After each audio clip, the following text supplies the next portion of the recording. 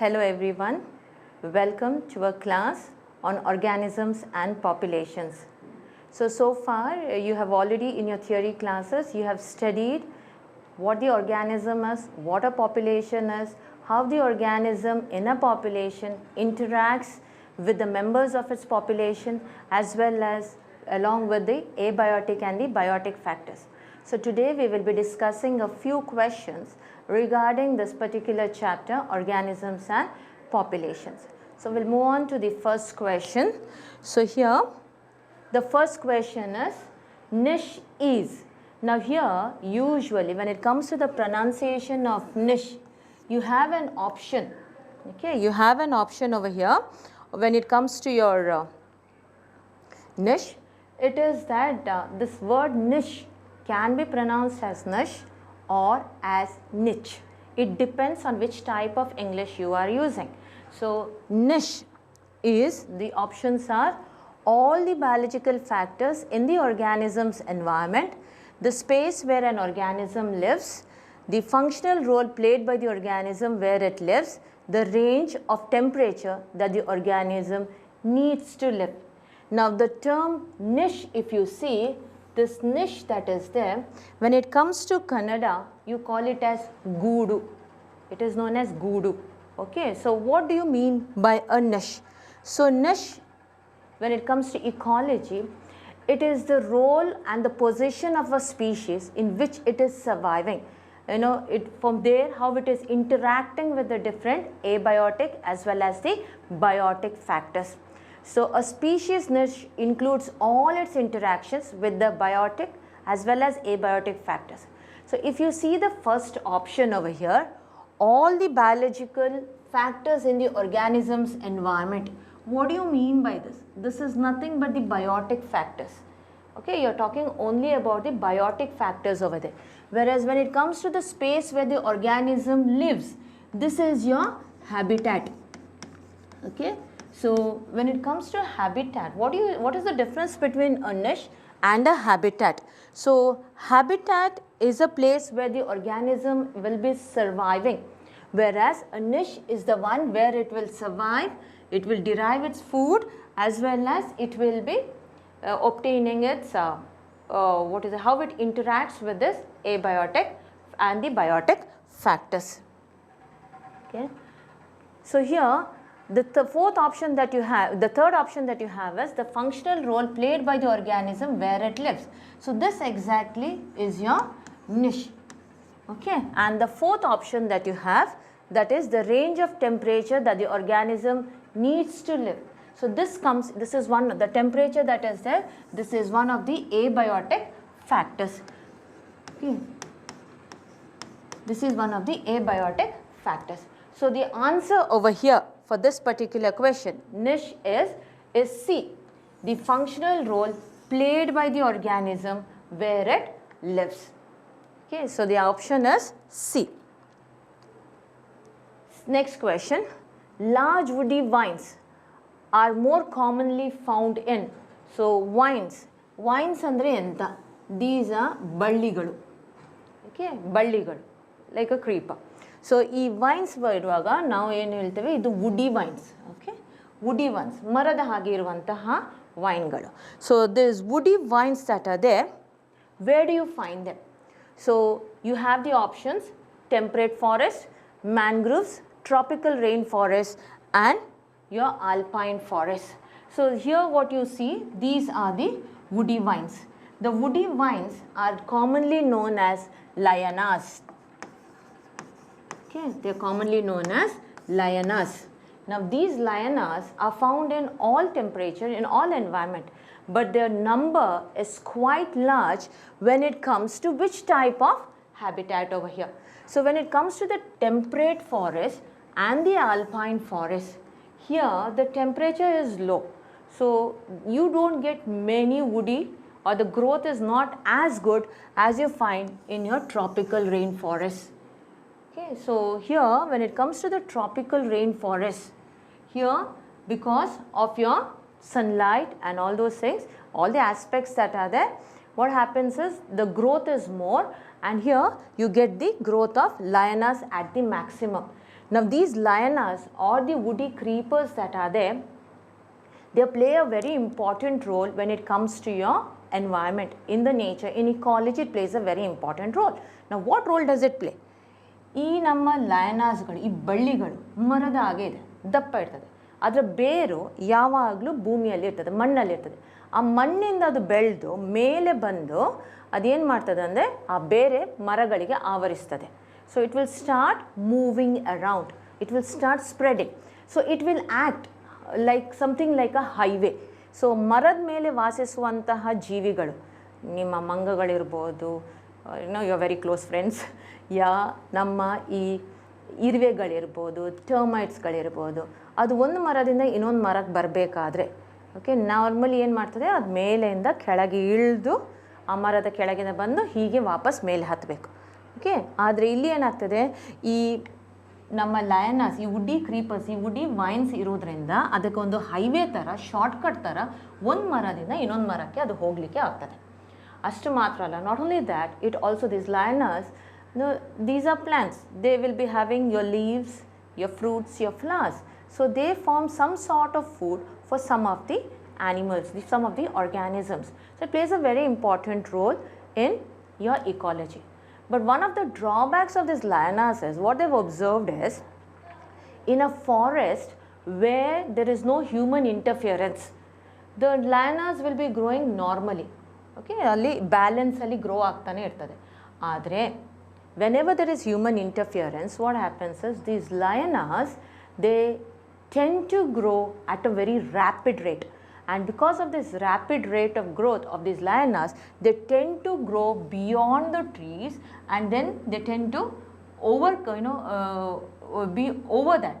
So because of which these organisms that are there, the plants that are there, they will be suppressed by these lianas. But normally they they help in your ecological growth. So the answer over here is the tropical rainforest, because in the tropical rainforest we have enough sunlight, because of which the photosynthetic rate is high and the plants can grow at a rapid rate. Benthic organisms are affected most by, okay, what are the options? The benthic organisms are affected most by water holding capacity of the soil, light reaching the forest floor, surface turbulence of the water, sediment characteristics of aquatic ecosystems. Now first you should know what you mean by benthic organisms. Benthic organisms are nothing but benthos. Now these are the organisms which will be living on the, or they will be inhabiting the bottom regions of your aquatic environment. It may be in the shallow waters or it may be in the deep waters. They will be found on the floor. Okay, so and based on the distribution, you have different types of benthic organisms. Now when you have two terms, no? One is benthic, the other one is planktonic. Now the planktons are free floating, they will be floating on the surface, whereas benthic organisms will be found on the floors. Now this benthic organisms, the distribution of the benthic organism varies. Okay, it depends upon the region where it is, especially the soil particles, the sediments that are there. So wherever the soil is very hard, you find organisms, because they cannot penetrate deep into it, the type of organisms will be different over there. For example, you will be having barnacles and all attached over there. Whereas when it comes deeper, the starfish will come over there. But when you go down below, wherein you have your sedimentation a little softer, you will be finding the sea urchins and so on. So the benthic organisms are mostly affected by the sediment characteristics of your aquatic system. So the option is D over here. This is because this sediment plays a very important role, in offering your firmness or resistance to penetration of these organisms, as well as trying to get the mobility and the food that they contain. So out of the four options, the D is the right option over here. The next question that we have is your reasoning base question or assertion and reasoning based question. So the question assertion over here is a person goes to high altitude and experiences altitude sickness with symptoms like breathing difficulty and palpitations. The reason, due to low atmospheric pressure at high altitude, the body does not get sufficient oxygen. In the light of the above statements, choose the correct answers from the options given below. Option A. So A stands for assertion and R stands for reasoning. So A is false but R is true. B. Both A and R are true and R is the correct explanation of A. C. Both A and R are true but R is not the explanation of A. And D. A is true but R is false. Now what does the assertion say? A person goes to high altitude and experiences altitude sickness with symptoms like breathing difficulty and palpitations. Now first you should know what you mean by altitude sickness.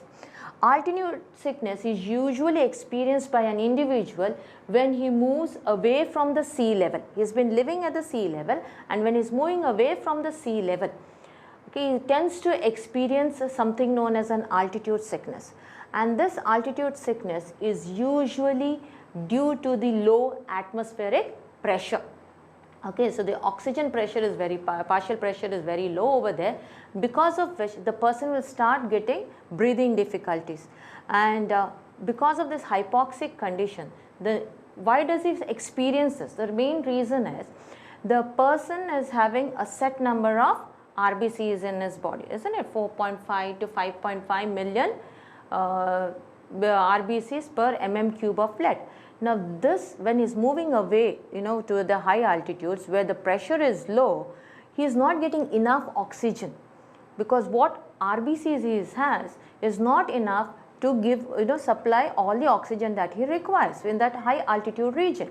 So because of which he starts suffering from palpitations, and your giddiness, dizziness, fatigue and so on. So this condition is known as altitude sickness. Okay, so here what is the options? We know that assertion, a person goes to high altitude and experiences altitude sickness with symptoms like breathing difficulty and palpitations, and the reason is due to the low atmospheric pressure at high altitude, the body does not get sufficient oxygen. So we know that both A and R are right, and R is the right explanation for A. So the answer over here is B. Both A and R are true and R is the correct explanation of A.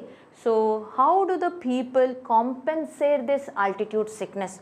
When the person goes to a high level, when he starts suffering from something known as acute altitude sickness, the body tries to compensate this low oxygen level in the body by increasing the number of RBCs. So comparatively, if you take a blood sample of a person living in the sea level and at a higher altitude region, you will see that the people living in higher altitude will be having more amount of RBCs than the people living at the sea level. Now this is because at the high altitude you do not have enough oxygen pressure for this oxygen. So the partial pressure is low over there, and in order to compensate that, he will be having more amount of RBCs in his body. So next question, we have the match the following over here. Match column 1 with column 2 and choose the correct answer from the options given below. Column 1, we have Allen's rule, physiological adaptation, behavioral adaptation and biochemical adaptation. And in column 2, you have kangaroo rat, desert lizard, marine fish at the depth and polar seal. Now you have to find the answer for this, isn't it? Now first, when you get such questions, you have to, this is a match the following. The first thing you have to remember is to match the following, go match the ones. It is not necessary that you start from A, B, C, D only. So whichever you know exactly the right answer, first try to match that and find the option over there. Okay, but sometimes it so happens that one option, that particular option that you are thorough with will be present in all.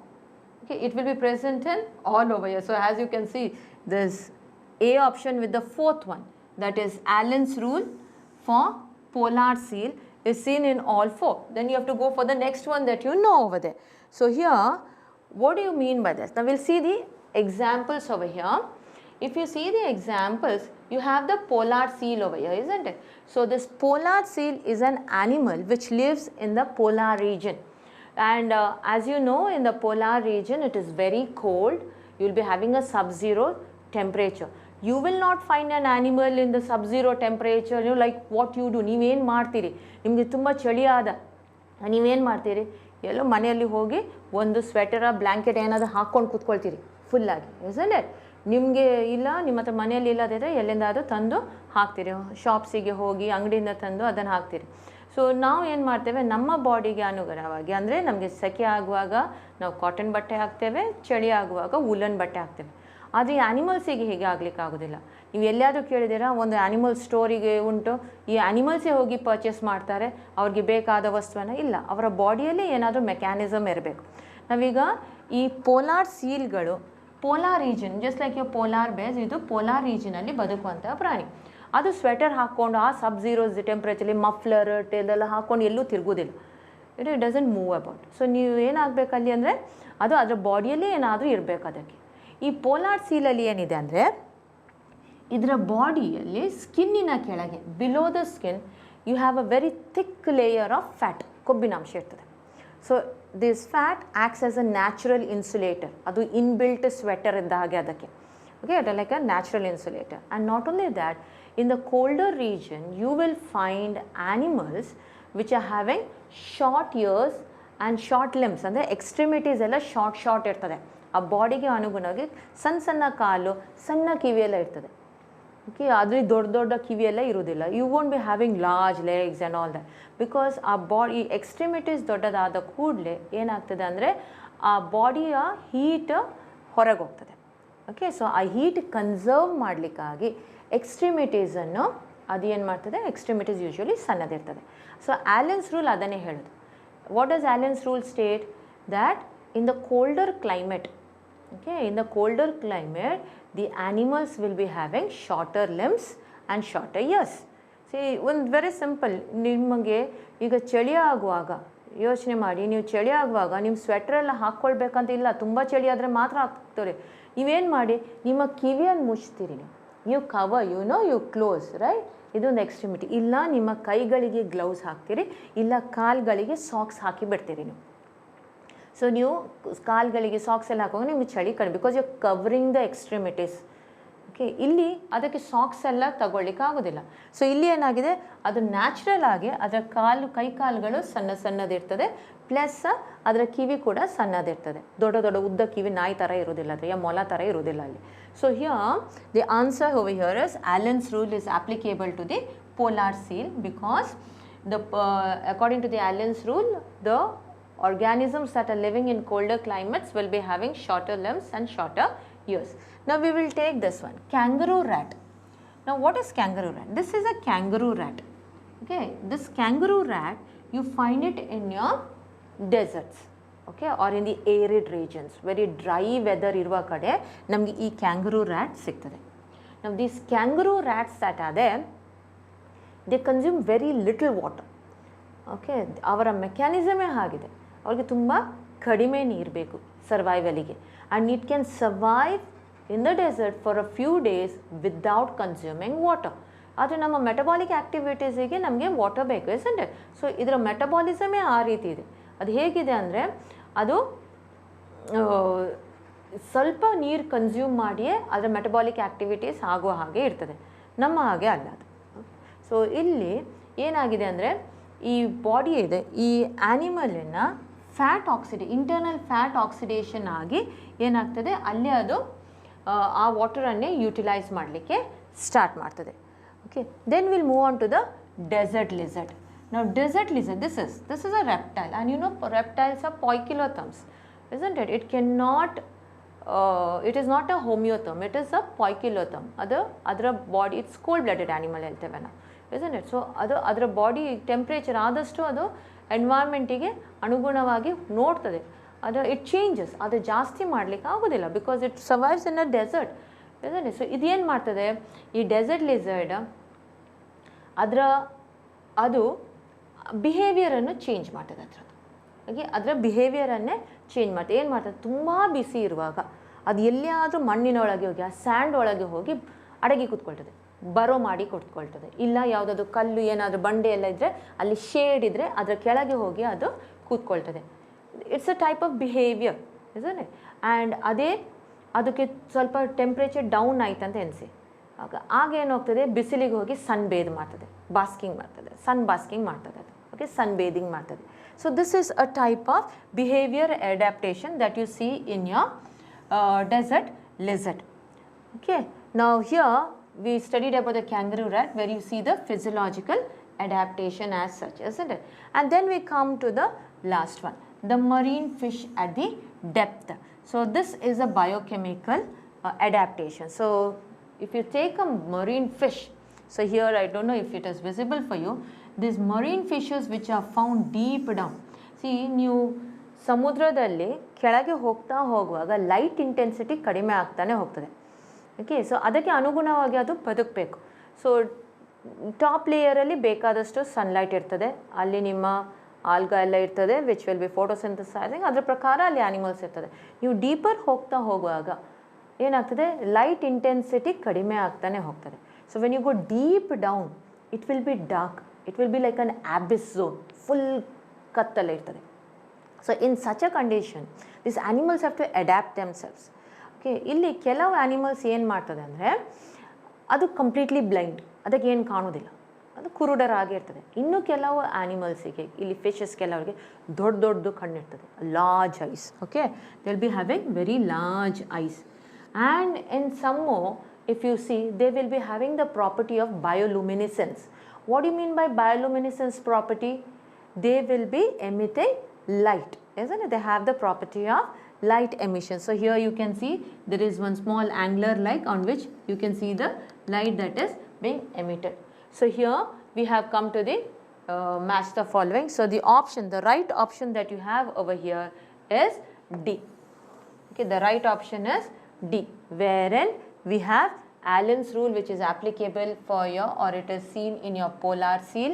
We have the physiological adaptation seen in the kangaroo rats. Then we have the behavioral adaptation that is seen in the desert lizard. And then we have the biochemical adaptation which is seen in your marine fish at depth. Next question.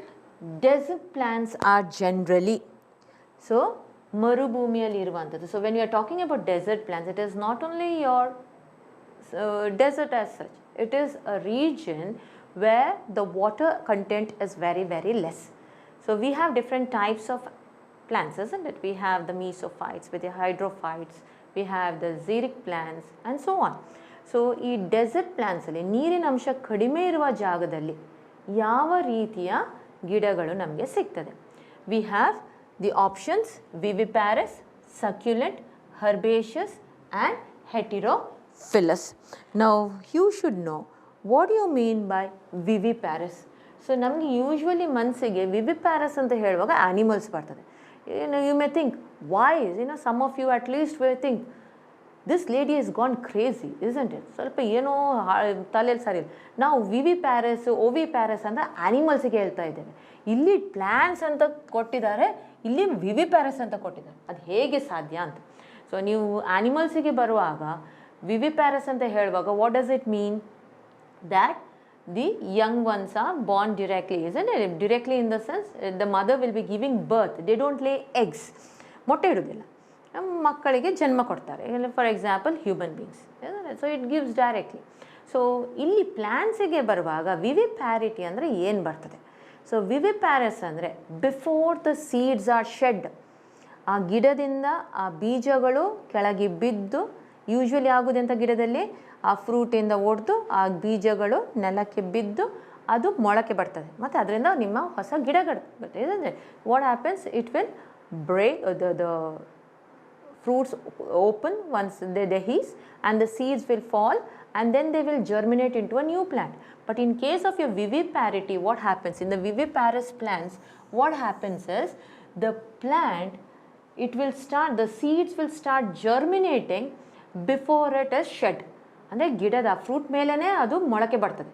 ಮೊಳಕೆ ಬಂದ ಮೇಲೆ it will germinate and then it will fall on the soil and then it will grow into a new plant. So where do you find this viviparity in case of your plants? ಈ viviparous condition ನಮಗೆ halophytes ಅಲ್ಲಿ ಸಿಗ್ತದೆ. Okay, you find them in halophytes. Now what are halophytes? Halophytes are plants that are found in the saline rich areas like your mangrove plants.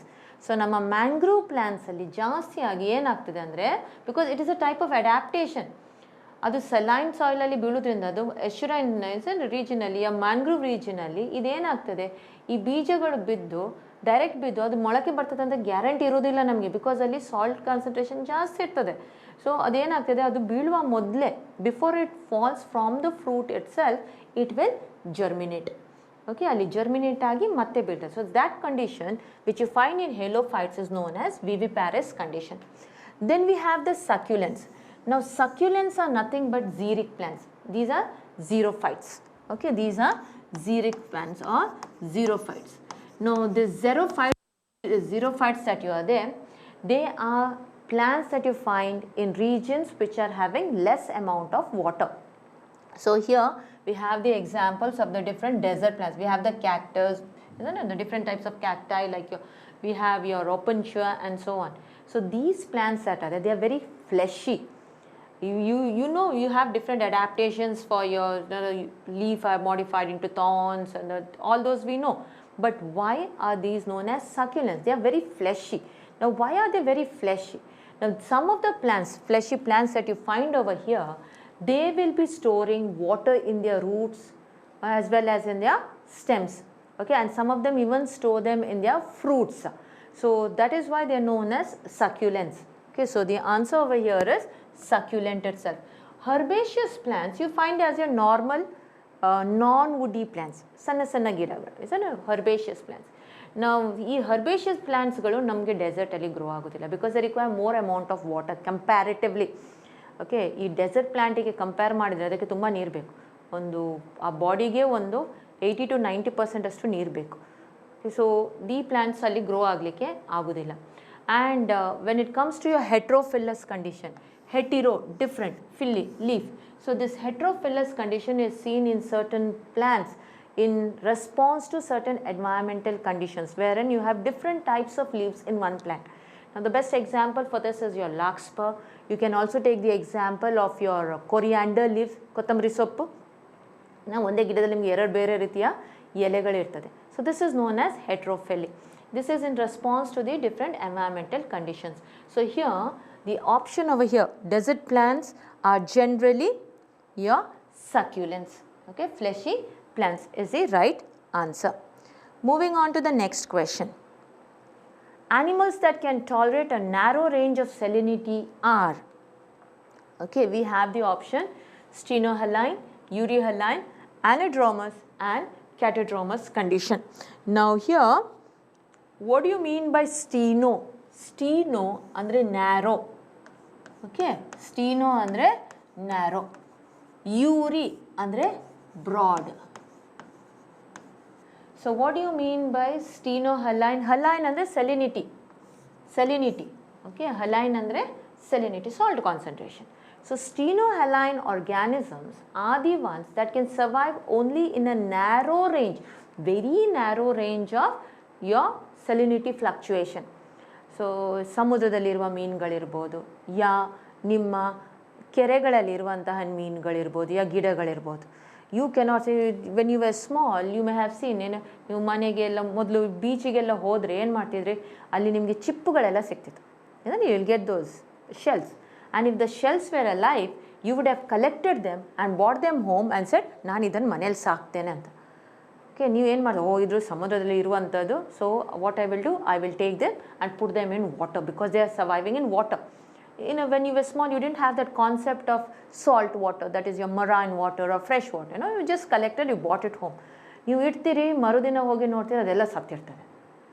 and you wouldn't have known, ಅಯ್ಯೋ ನಾನು ತಂದೆ ಇಷ್ಟೂ shells ತಂದೆ ಎಲ್ಲ ಸತ್ತೋಯ್ತು, ಹೇಗೆ shells ಸತ್ತೋಯ್ತು, you would have thought why, but now you know that is because they used to be surviving in the marine waters.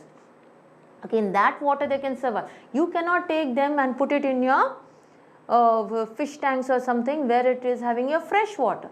Similarly, the fishes that are there in the fresh water, you cannot go and put it in the saline water and say you go survive over there. You can't put it. ಸಮುದ್ರದಲ್ಲಿ ಸಣ್ಣ ಟ್ಯಾಂಕಲ್ಲಿ ಏನಿರ್ತಿ ಇನ್ನು ಹೋಗಿ ಸಮುದ್ರದಲ್ಲಿ ಬದುಕು, ಇಷ್ಟು ನೀರಿದೆ ಅಂತ. You can't do that. Why? Because they are stenohaline. They are surviving. They are meant to survive only in that salinity. ಅದೇ ಅರೇಂಜಿನ ಸೆಲಿನಿಟಿಯಲ್ಲಿ ಅದೇ ಇದಕ್ಕೆ ಅದು ಬದುಕಬೇಕು. ಅದಕ್ಕೆ ಸ್ವಲ್ಪ ಫ್ಲಕ್ಚುಯೇಷನ್ ಆದರೂ ಅದಕ್ಕೆ ಬದುಕಲಿಕ್ಕೆ ಆಗುತ್ತೆ. So stenohaline are the animals that tolerate very narrow range of your salinity fluctuation. Versus euryhaline, eury ಅಂದರೆ ಬ್ರಾಡ್. ಸೊ ದೀಸ್ ಯೂರಿಹಲೈನ್ ಕಂಡೀಷನಲ್ಲಿ ಇರುವಂಥ ಆರ್ಗ್ಯಾನಿಸಮ್ಸ್ ಏನು ಮಾಡ್ತದೆ, ಅದು ವೇರಿಂಗ್ ವಿತ್ ಸೆಲಿನಿಟಿಯಲ್ಲಿ ಅದಕ್ಕೆ ಬದುಕಲಿಕ್ಕೆ ಆಗ್ತದೆ. One of the best examples you can take the estuarine organisms, okay, ಅಳಿವೆಗಳು. So here you will see it's fresh water ಇಂದ ಬರುವ ರೀಜನ್ ಇಂದ ನಮ್ಮ ಮೆರೈನ್ ವಾಟರ್ ತನಕ ಮಧ್ಯದಲ್ಲಿ ಬರುವಂಥ where it meets is the estuarine region. So fresh ವಾಟರಿಂದ ಬರುವಾಗ ನಿಮ್ಮ ಸೆಲಿನಿಟಿ ಜಾಸ್ತಿ ಆಗ್ತಾನೆ ಹೋಗ್ತದೆ ಮೆರೈನ್ ವಾಟರಿಗೆ ಬರುವಾಗ. ವೆರಸ್ ಮೆರೈನ್ ವಾಟರಿಂದ ನೀವು ಈಚೆ ಬರುವಾಗ ಸೆಲಿನಿಟಿ ಕಡಿಮೆ ಆಗ್ತಾ ಇರ್ತದೆ. ಆ ನೀರಲ್ಲಿ ಬದುಕುವಂತಹ ಜೀವಿಗಳು ಯೂಶ್ವಲಿ ಆ ಯೂರಿಹಲೈನ್. So they can survive in broad region, temperature, your salinity fluctuation. Now coming to anadromous and catadromous, these are some new terms that you will come across. Now what do you mean by anadromous? Now this is mainly with respect to your migration. It is meant to migration. So anadromous ಅಲ್ಲಿ ಏನಾಗ್ತದೆ ಅಂದರೆ, this is usually seen in your fishes like salmon. ಇಲ್ಲಿ ಏನು ಮಾಡ್ತದೆ, ಈ salmon ಫಿಶಸ್ಗಳು ಅದರ ಮೊಟ್ಟೆಗಳನ್ನು okay for spawning ಅದು ಬದುಕುವಂಥದ್ದು. The salmon fishes will be surviving in the seas and oceans. Marine ವಾಟ್ರಲ್ಲಿ ಬದುಕಿರ್ತದೆ. ಅದೇನಾಗ್ತದೆ, ಅಲ್ಲಿಂದ ಮರಿ ಇಡುವ ಟೈಮಿಗೆ ಆ ಸಮುದ್ರದಿಂದ ಅಪ್ಸ್ಟ್ರೀಮ್ ಬಂದು ಆ ಎಸ್ಚುರಿಯಿಂದ ಫ್ರೆಶ್ ವಾಟ್ರಿಗೆ ಹೋಗಿ ಆ ಫ್ರೆಶ್ ವಾಟ್ರಲ್ಲಿ ಅದು ಮರಿ ಇರ್ತದೆ, ಅಂದರೆ ಮೊಟ್ಟೆ ಇರ್ತದೆ. ಆ ಮೊಟ್ಟೆ ಹ್ಯಾಚ್ ಆಗಿ ಮರಿಯಾಗಿ ಒಂದು 2 ವರ್ಷ ತನಕ ಆ ಮರಿ ಅದರಲ್ಲೇ ಬದುಕಿ ಅಲ್ಲಿಂದ ಅದೇನು ಮಾಡ್ತದೆ, ವಾಪಸ್ ಸಮುದ್ರಕ್ಕೆ ಅದರ ಲೈಫ್ ಸ್ಪ್ಯಾನ್ ಕಂಪ್ಲೀಟ್ ಮಾಡಲಿಕ್ಕೆ ಬರ್ತದೆ ಅದು. So here what happens is anadromous-ಅಲ್ಲಿ the fish that is there, the organism which is living, the adult organism which is living in your marine waters will be moving upward towards the fresh water where it will lay eggs, it will spawn, it will lay eggs and it will hatch out, and then these young ones will travel from the fresh water, from the rivers towards the sea. This type of migration that you get to see is known as anadromous type of migration. Now this you can see in your fishes like trout or your salmons. Whereas when you come to catadromous, catadromous is vice versa of anadromous. So and catadromous fishes ನಿಮ್ಮ ಈಲ್ಸ್ಗಳಲ್ಲಿ ಮುಲೆಟ್ಸ್ಗಳಲ್ಲಿ ಎಲ್ಲ ಸಿಗುವಂಥದ್ದು. So these fishes, what they do is they will be living in the fresh water. Okay, they will be living their adult life in the fresh water, and at the time of spawning ಅಂದರೆ at the time of ಆ ಮರಿ ಇಡುವ ಟೈಮಿಗೆ ಅದೇನು ಮಾಡ್ತದೆ, ಆ fresh ವಾಟರಿಂದ it will start moving towards your seas or the oceans, and there it will lay the eggs which will hatch out, it will form the larvae, the young ones, and these from the young ones from the oceans or the marine waters will start moving towards the fresh water. So this is known as catadromous type of migration. So the answer over here for this animals that can tolerate a narrow range of salinity is A, that is your stenohaline condition. Okay. Homeostasis is, so options that you have over here is tendency of biological systems to change with the change in the environment, tendency of the biological system to resist a change, disturbance of self-regulatory system and natural controls, biotic materials used in homeopathic medicines. So first you should know what is homeostasis. Homeostasis is a mechanism that you get to see in your homeotherms, okay, that is your warm-blooded animals, wherein It maintains a constant internal environment in an ever-changing external environment. So ಹೊರಗೆ ಏನು ಬೇಕಾದರೂ ಆಗ್ತಾ ಇರಲಿ, ನಮ್ಮ body constant ಆಗಿರ್ತದೆ. ನಮ್ಮ ಬಾಡಿಯಲ್ಲಿ ಆಗುವಂತಹ metabolism unless we are sick, okay, ಎಲ್ಲ ಆ್ಯಕ್ಟಿವಿಟೀಸ್ ನಾರ್ಮಲ್ ಆಗಿ ನಡೀತಾನೆ ಇರ್ತದೆ. ಸೊ ಈ ಹೋಮಿಯೋಸ್ಟ್ಯಾಟಿಕ್ ಮೆಕ್ಯಾನಿಸಮಿಗೆ ನಿಮಗೆ ಬೇರೆ ಬೇರೆ ಎಕ್ಸಾಂಪಲ್ಸ್ ಇದೆ. That is your body temperature. ಹೊರಗೆ ಬೇಕಾದರೆ 0 ಡಿಗ್ರಿ ಟೆಂಪ್ರೇಚರ್ ಇರಲಿ, ನಿಮ್ಮ ಬಾಡಿ ಟೆಂಪ್ರೇಚರ್ ಕಾನ್ಸ್ಟೆಂಟ್ ಆಗಿ ನಾರ್ಮಲ್ ಆಗಿ ಇರ್ತದೆ. ಹೇಗೆ? We have your thermoregulatory centers in our body, isn't it? So that is an example for your homeostasis. Your blood pressure, your blood pH, no matter what happens, you can't say, you know, ನನ್ನ blood pH ಇಷ್ಟ ಆಗಿದೆ, ನನ್ನ blood pressure ಜಾಸ್ತಿ ಆಗಿದೆ, pressure ಸ್ವಲ್ಪ ಕಡಿಮೆ ಮಾಡ್ತೇನೆ, ಅದು ಮಾಡ್ತೇನೆ. ನೋ, ಅದು ಕಾನ್ಸ್ಟೆಂಟ್ ಆಗೇ ಇರ್ತದೆ unless you are sick. See, that is what I said. Unless you are sick, unless something is wrong with your body, whatever is happening in your body is maintained at a constant. ಈಗ body temperature, as I said, ಹೊರಗೆ ಏನು temperature ಇದ್ದರೂ ನಿಮ್ಮ body temperature normal ಆಗಿರ್ತದೆ. Is it doesn't change. Okay, you will feel, but you will start showing different mechanisms in your body in order to maintain it. So if it's very cold outside, you start shivering, all your piloerection takes place, your hair on your body will stand erect, or when you're feeling very hot, you start sweating, and that gives a cooling effect to your body. So somehow the body is going to maintain your normal temperature over here. Similarly, you have a lot of food. This food, the most, after you eat food, after 2 hours, postprandial, if you go and check, your blood glucose level will be very high. You can't go and say, oh, I have got diabetes because my blood glucose level is very high. No. After some time, you go and measure, once again, it will come back to normal. Why does it come back to normal? Because we have an internal mechanism. Metabolic activities are taking place in our body, and our body is going to be in balance. So this balancing, maintenance of that internal environment, that balance that we have is known as homeostasis. Only when you are sick, your balance will shift a little, or else your body is always in balance. So this is known as homeostasis. So what is the option over here? The option is B, tendency of biological system to resist change. It will not allow. We are all homeotherms, isn't it? We are all homeotherms. So our body will maintain a constant internal environment, which is known as homeostasis. So the option over here, the answer is B, tendency of biological systems to resist your change. We move on to the next question. Which one of the following is not a parasitic adaptation? Okay, which one of the following is not a parasitic adaptation? So the option you have is loss of unnecessary sense organs, development of adhesive organs, loss of digestive organs, and loss of reproductive organs. Now you should know what you mean by parasitic. Paravalambita. Parasitic and paravalambita. Now these parasites that are there, they depend upon other organisms. Okay, they depend upon other organisms for their nutrition, for their survival, for their residence, that is a shelter, for everything they will be depending on it. Okay, so it is like a parasite ಗೆ, ಪರಾವಲಂಬಿತ ಜೀವಿಗೆ ಯಾವಾಗಲೂ ಒಂದು free guest ಥರ. ಈ guest ಬಂದರೆ ಹೋಗೋದಿಲ್ಲ, ನೀವು ಓಡಿಸ್ಬೇಕದನ್ನು ಅಷ್ಟೇ. ಸೊ ಈ ಗೆಸ್ಟ್ ಏನು ಮಾಡ್ತದೆ ಅಂದರೆ ಸುಮ್ಮನೆ ತಿಂತದೆ, ಮಲಗ್ತದೆ, ಮರಿ ಮಾಡ್ತಾ ಇರ್ತದೆ, ಅಷ್ಟೇ ಕೆಲಸ ಅದಕ್ಕೆ ಬೇರೆ ಏನು ಕೆಲಸ ಇಲ್ಲ ಈ ಪ್ಯಾರಾಸೈಟ್ಸಿಗೆ. ಸೊ ಹಿಯರ್ ಅದು ಎಷ್ಟು ಲೇಝಿ ಅಂದರೆ, it's not lazy, I am just telling, ಅದು ಏನು ಮಾಡ್ತದೆ ಅಂದರೆ ಅದು ಸುಮ್ಮನೆ ಕೂತ್ಕೊಂಡು ನೀವು ಏನು ತಿಂದರೂ ಅದು ನಿಮ್ಮಿಂದ ತೊಗೊಳ್ತದೆ. ಅದು ಫಸ್ಟ್ ಅದರ ಹೊಟ್ಟೆ ತುಂಬಿಸ್ತದೆ, ಅದ ನಂತರ ಏನು ಮಾಡ್ತದೆ, ಒಂದು ಕಡೆ ಸುಮ್ಮನೆ ಕೂತ್ಕೊಂಡು ಮರಿ ಮಾಡ್ತಾನೇ ಇರ್ತದೆ. Okay, so here it's the options that you have is, first the question is not, it is not a parasitic adaptation. So first option, loss of unnecessary sense organs. Yes, it does not have all the sense organs. ಅದಕ್ಕೆ ಬೇಡ, ಅದು ಸುಮ್ಮನೆ ಬೇರೆ ಜೀವಿ ಮೇಲೆ ಮೋದಕಿಸೋದಲ್ಲ, so ಅದಕ್ಕೆ ಬೇಡ. unnecessary sense organs ಅದಕ್ಕೆ ಇಲ್ಲ.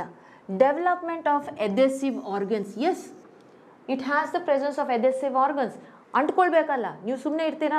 ಯಾರಾದರೂ ಬಂದು ನಿಮ್ಮ ಬಾಡಿ ಒಳಗೆ ಬಂದು ನೀವು ಸುಮ್ಮನೆ ಇರ್ತೀರಾ? ಇಲ್ಲ, ಅದನ್ನು ಓಡಿಸ್ಲಿಕ್ಕೆ ನೋಡ್ತೀರಿ. ಅದಕ್ಕೆ ಏನು ಮಾಡ್ತದೆ, ಆ ಆರ್ಗ್ಯಾನಿಸಮ್, ಆ ಪ್ಯಾರಾಸೈಟಿಗೆ ಹುಕ್ಸ್ and suckers ಇರ್ತದೆ, with the help of which it will attach itself. So if this, we'll just take the example of a tapeworm.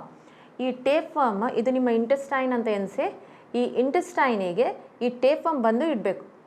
Okay, ಆ ಟೇಪ್ವರ್ಮ್ ನೀವು ಏನು ಮಾಡ್ತದೆ ಅಂದರೆ ಅದು ಚೆಂದ ಮಾಡಿ ಕೂತ್ಕೊಳ್ಬೇಕು, ಅದು ಹಲ್ಲಾಡಬಾರ್ದು ಅಲ್ಲಿಂದ, ಬಿಕಾಸ್ ಅದಕ್ಕೆ ಫ್ರೀ ಫುಡ್ ಸಿಗ್ತದೆ. ಏನು ಮಾಡ್ತದೆ, ಅದಕ್ಕೆ ಹುಕ್ಸ್ ಆ್ಯಂಡ್ ಸಕ್ಕರ್ಸ್ ಇರ್ತದೆ. ಆ ನಿಮ್ಮ ಇಂಟೆಸ್ಟೈನ್ ವಾಲನ್ನು ಅದು ಪರ್ಫೊರೇಟ್ ಮಾಡಿ ಈ ರೀತಿ ಚೆಂದ ಮಾಡಿ ಕೂತ್ಕೊಳ್ಳಿ. ನೀವು ಎಷ್ಟು ಎಲ್ರೂ ಅದು ಹೊರಗೆ ಬರೋದಿಲ್ಲ.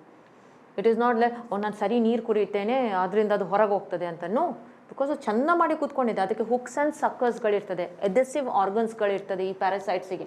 Okay, similarly loss of digestive organs, yes, they don't require, because they are going to consume whatever you are giving, right? Not only in human beings, ಯಾವುದೇ ಆನಿಮಲ್ ಇರಲಿ ಪ್ಲಾಂಟ್ ಇರಲಿ, ಅದು ಫ್ರೀ ಫುಡ್ ಸಿಗುವಾಗ ಅದಕ್ಕೆ ಹಾಕಬೇಕು ಡೈಜೆಸ್ಟಿವ್ ಆರ್ಗನ್ಸ್. ಅದಕ್ಕೆ ಬೇಡ, ಸಕ್ಕರ್ ಇದ್ದರೆ ಸಾಕು, ಅದು ಸಕ್ ಮಾಡ್ತಾನೆ ಇರ್ತದೆ. And then we have loss of reproductive capacity. No, they reproduce at a very high rate. Okay, ಅದು ಫ್ರೀ, ನಮ್ಗೆ ಇಲ್ಲಿ ಹೇಗೂ ಫ್ರೀ ಫುಡ್ ಆ್ಯಂಡ್ ಅಕೊಮಿಡೇಷನ್ ಸಿಕ್ಕಿದೆ, ಫ್ರೀ ಆಗಿ ನೀವು ಮರಿ ಮಾಡಿ ಅದಕ್ಕೂ ಫ್ರೀಯಾಗಿ ಸಿಗಲಿ ಅಂತ ಅದು ತುಂಬ ರಿಪ್ರೊಡ್ಯೂಸ್, ತುಂಬ ಮೊಟ್ಟೆಗಳನ್ನು ಇರ್ತದೆ, ತುಂಬ ಮರಿ ಮಾಡ್ತದೆ ಅದು. So here what they was not a parasitic adaptation, isn't it? ಯಾವುದು ಅಲ್ಲ, ಈ ಮೂರು ಕೂಡ ಹೌದು, ಈ ಮೂರು ಕೂಡ parasitic adaptation. So the option over here, the fourth option, loss of reproductive capacity is wrong, because they have very high reproducing capacity. So the answer over here is D, loss of reproductive capacity. Next question. To escape the cold for the duration of the winter, thousands of migratory birds from Siberia and other extremely cold northern regions move to, okay, Kevlado National Park, Corbett National Park, Western Ghats and Meghalaya. Now here Siberia is a region which is snow covered. It is a very cold region. Okay, so ಈ ರೀಜನಲ್ಲಿ ಏನಾಗಿದೆ ಅಂದರೆ ಅಲ್ಲಿ ತುಂಬ cold ಇರೋದ್ರಿಂದ temperature ಸಬ್-ಝೀರೋ ಹೋಗುವಾಗ ಆ organism, ಆ ಬರ್ಡ್ಸಿಗೆ ಅಲ್ಲಿ ಸರ್ವೈವ್ ಮಾಡಲಿಕ್ಕೆ ಆಗೋದಿಲ್ಲ. ಓಕೆ, ಸೊ ಆ ಬರ್ಡ್ಸಿಗೆ ಅಲ್ಲಿ ಸರ್ವೈವ್ ಮಾಡಲಿಕ್ಕೆ ಆಗೋದಿಲ್ಲ. Imagine the temperature is very very low. ಆ ಬಾಕಿ ಸಮ್ಮರಲ್ಲೆಲ್ಲ ಇರ್ತದೆ, ಆದರೆ ವಿಂಟರಲ್ಲಿ ಅದಕ್ಕೆ ಅದರಲ್ಲಿ ಬದುಕಲಿಕ್ಕೆ ಆಗೋದಿಲ್ಲ. As I told you in the first question and second question ಏನೇ ನಾನು ಹೇಳಿದೆ, ಅದಕ್ಕೆ ಸ್ವೆಟರ್ ಏನೂ ಇರೋದಿಲ್ಲ, ಇಸ್ಂಟ್ ಇಟ್? ಆ ಆ್ಯನಿಮಲ್ಸಿಗೆ ಸ್ವೆಟರ್ ಇರೋದಿಲ್ಲ. And these birds are homeotherms, warm blooded. So ಅದು ಆದಷ್ಟು ಅದರ ಬಾಡಿಯನ್ನು ರೆಗ್ಯುಲೇಟ್ ಮಾಡಿ ಸಮ್ಮರಲ್ಲೆಲ್ಲ ಇರ್ತದೆ. ಅದು ವಿಂಟರಲ್ಲಿ ತುಂಬ ಕೋಲ್ಡ್ ಸ್ನೋ ಕವರ್ಡ್ ಇರೋದ್ರಿಂದ ಅದಕ್ಕೆ ತುಂಬ ಅಲ್ಲಿ ಮರಿ ಮಾಡಲಿಕ್ಕೆ ಆಗೋದಿಲ್ಲ, ಅಲ್ಲಿ ನಿಲ್ಲಕ್ಕೆ ಬದುಕಲಿಕ್ಕೆ ಆಗೋದಿಲ್ಲ. So what it does, it takes a vacation, ಅಲ್ಲಿಂದ ಮೂವ್ ಆಗ್ತದೆ. Especially the Siberian cranes, you can see in the picture the Siberian crane. ಈ ಸೈಬೀರಿಯನ್ ಕ್ರೇನ್ ಏನು ಮಾಡ್ತದೆ ಅಂದರೆ all the way from Siberia it will start migrating. ಅಲ್ಲಿಂದ long distance migration ಮಾಡಿ China and ಇಂಡಿಯಾಕ್ಕೆ ಬರ್ತದೆ. Okay, where it is slightly warmer for it, and here it will come and it will reside for that particular winter in your Kevlado National Park. So the answer over here is Kevlado National Park. Now in case of your Corbett National Park, which is present in Uttarakhand, illi tiger is very popular. ಅಲ್ಲಿ tiger ಇದೆ ಅಂತ ಹೋಗೋದಿಲ್ಲ ಅಂತ ಅಲ್ಲ, but it is not suitable for it to survive. So it comes to Kevlado National Park. So here you can see its migratory path, ಎಲ್ಲಿಂದ ಅದು ಎಲ್ಲಿ ತನಕ ಬಂದಿದೆ ಅಂತ. ಓಕೆ, ನಾವು why not the Western Ghats? So Western Ghats is a biological hotspot, you know that, it's a biodiversity hotspot. ಅಲ್ಲಿ ತುಂಬ ಆರ್ಗ್ಯಾನಿಸಮ್ಸ್ಗಳಿದೆ. ಕೆಲವು ಬರ್ಡ್ಸ್ಗಳು ಇಲ್ಲಿ ಕೂಡ ವಲಸೆ ಬರ್ತದೆ, but not the Siberian crane. ಸೈಬೀರಿಯಾದಿಂದ ಇಲ್ಲಿ ಯಾವುದೇ ಬರ್ಡ್ಸ್ ಬರೋದಿಲ್ಲ. ಫಾರ್ ಎಕ್ಸಾಂಪಲ್ ಶಿವಮೊಗ್ಗದ ಹತ್ರ ಇರುವಂತಹ ನಮ್ಮ Mandagadde, if you go to Mandagadde somewhere in August to November, you will find a lot of birds, migratory birds. But these migratory birds they are your cormorants and certain egrets and so on, that they come over there for the sake of spending their vacation. Like you can say migration is something like a vacation. So once the winter is done, they go back to their origin, isn't it? They go back. So the Siberian cranes. Now when you come to the last one, Meghalaya, why not Meghalaya? Now remember, we have directly given it as Meghalaya. We have not given which place in Meghalaya. See, in Meghalaya you have a lot of national parks and all. So one such bird sanctuary you have known as Siju Bird Sanctuary. Okay, we have a Siju Bird Sanctuary. Now in this bird sanctuary you find your migratory animals coming. Okay, we have the migratory animals coming over here, but these migratory animals that are there, you also have birds coming from Siberia. Okay, we have Siberian ducks coming over there. In Kevlado National Park, we have the Siberian cranes coming. Whereas here in Siju Bird Park, we have Siberian ducks coming. But why didn't we see here? They have not mentioned whether it is your ducks or the cranes. Then why did we go for the options Kevlado and not for your Meghalaya? Because in Meghalaya, they have not mentioned which bird sanctuary. If they had mentioned Siju Bird Sanctuary, then yes, they go over there. So, though you have Siberian ducks over there, it's not been mentioned, it's just mentioned as Meghalaya over there and not the exact location. So, the option that you have selected over here is Kevlado National Park. Now, this is a new name given over here for this park. Earlier, it was known as Bharatpur Sanctuary, and this is in Rajasthan. So, the answer for this particular question is the migratory birds from Siberia come to Kevlado National Park. Next question. Annual migration does not occur in the case of, we have 4 options, Arctic tern, salamander, salmon and Siberian crane. So, annually, prati varsha ವಲಸೆ ಹೋಗುವಂಥದ್ದು ಇದರಲ್ಲಿ ಯಾವುದರಲ್ಲಿ ಕಾಣೋದಿಲ್ಲ migration. So we have 4 options, isn't it? The Arctic tern. So now this is the Arctic tern. Now this bird is known to have the longest migration. It migrates from the Arctic region to the Antarctic region, and then North Pole to South Pole ತನಕ ಇದು long distance migration ಮಾಡ್ತದೆ annually. Okay, so it is not your Arctic tern. Now the answer option, the question is does not occur, isn't it? Does not occur. Now what you see over here is salamander. Salamander is an amphibian which has limbs as well as a tail. So it is a cousin of your frog. Nama kappedu relative idu. Now this salamander shows a type of it is not you cannot say it is a migration actually. Adu ಏನು ಮಾಡ್ತದೆ ಅಂದರೆ unfavorable seasons ಅಲ್ಲಿ, especially just like your frogs, ಅದು ಎಲ್ಲೋ ಹೋಗಿ ಒಂದು ಅಡಗಿ ಕೂತ್ಕೊಳ್ತದೆ ಮಣ್ಣಿನ ಅಡಿಯಲ್ಲೋ ಎಲ್ಲೋ. ಈಗ ಫ್ರಾಗ್ ಏನು ಮಾಡ್ತದೆ, ಮಣ್ಣಿನ ಅಡಿಯಲ್ಲೋ ಎಲ್ಲಿಯಾದರೂ ಕೋಲ್ಡ್ ಸ್ವಲ್ಪ ತಂಪಿರುವ ಜಾಗದಲ್ಲಿ ಶೇಡಿ ರೀಜನ್ ಎಲೆಗಳ ಎಡೆಯಲ್ಲಿ ಅದರಲ್ಲೆಲ್ಲ ಹೋಗಿ ಸಮ್ಮರಲ್ಲಿ ಮಲ್ಕೊಳ್ತದೆ. ಅದೇ ರೀತಿ ಈ ಸಲಮ್ಯಾಂಡರ್ ಕೂಡ ಇದು ಹೋಗಿ ಆ ಕಾಡಲ್ಲಿ ಮರದ ಅಡಿಯಲ್ಲಿ ಎಲ್ಲಿಯಾದರೂ ಆ ಎಲೆಗಳ ಎಡೆಯಲ್ಲಿ ಹೋಗಿ ಅಲ್ಲಿ ವಾಸಿಸ್ತಾ ಇರ್ತದೆ. It will be living over there. And at the time of reproduction, it will come towards the water. Okay, pole hatra adu bartade. So you cannot consider this as a type of migration. It is not a type of migration actually. So salamanders, though some of us we call it as migration, it is not migration because adu spawning igagi baruvanthadu, adu reproduction igagi baruvanthadu, condition favorable illa time ige adu alle hattiradalli iruvanತ ಎಲ್ಲಿಯೋ ಒಂದು ಜಾಗದಲ್ಲಿ ಇದು ನೀರು ಹತ್ರ ಬರುವಂತದ್ದು. Okay, so salamander is not going to show you a migration. Okay, then we have the salmon. So in salmon fishes you get to see the anadromous type of migration over here.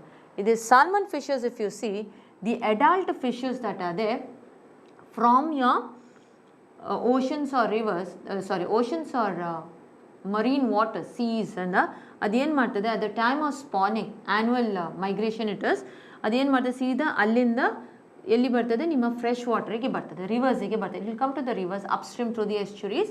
It will come and it will lay eggs. Now these eggs that are there, they will have, the adult will die after that.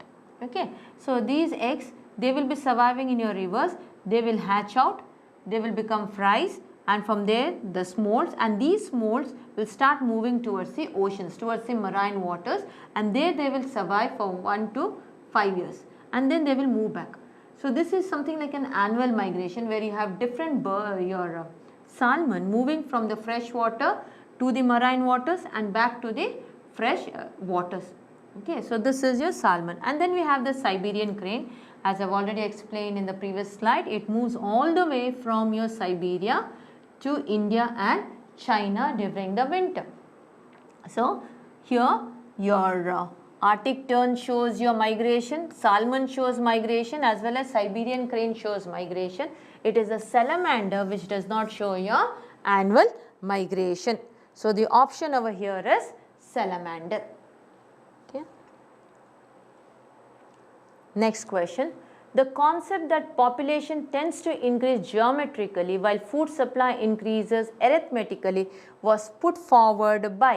So we have four options: Stuart Mill, Adam Smith, Charles Darwin and Thomas Malthus. So who gave us the population theory? If we take Stuart Mill, he was an English economist, okay, and he gave a particular theory wherein he said that when a person is happy, the economy increases. It all depends upon the actions of the individual. Okay, it depends on the actions of the, when he does something positive actions, he is happy, and when he is doing some negative things, he is unhappy, and this will in turn affect your economy. Okay, he had also served in the East India Company. Then we have Adam Smith. Adam Smith is known as the father of modern economics. He was the one who wrote the book The Wealth of the Nations, and in this book he emphasized that if you work hard, then your economy will increase, and the individual's economy, when it increases, automatically the country's economy also will start, or the nation's economy will also start increasing. Then we have Charles Darwin. Okay, so we know very well, we biologists know about Charles Darwin. He was the one who gave us the concept of natural selection and variations, isn't it, about the speciation and everything.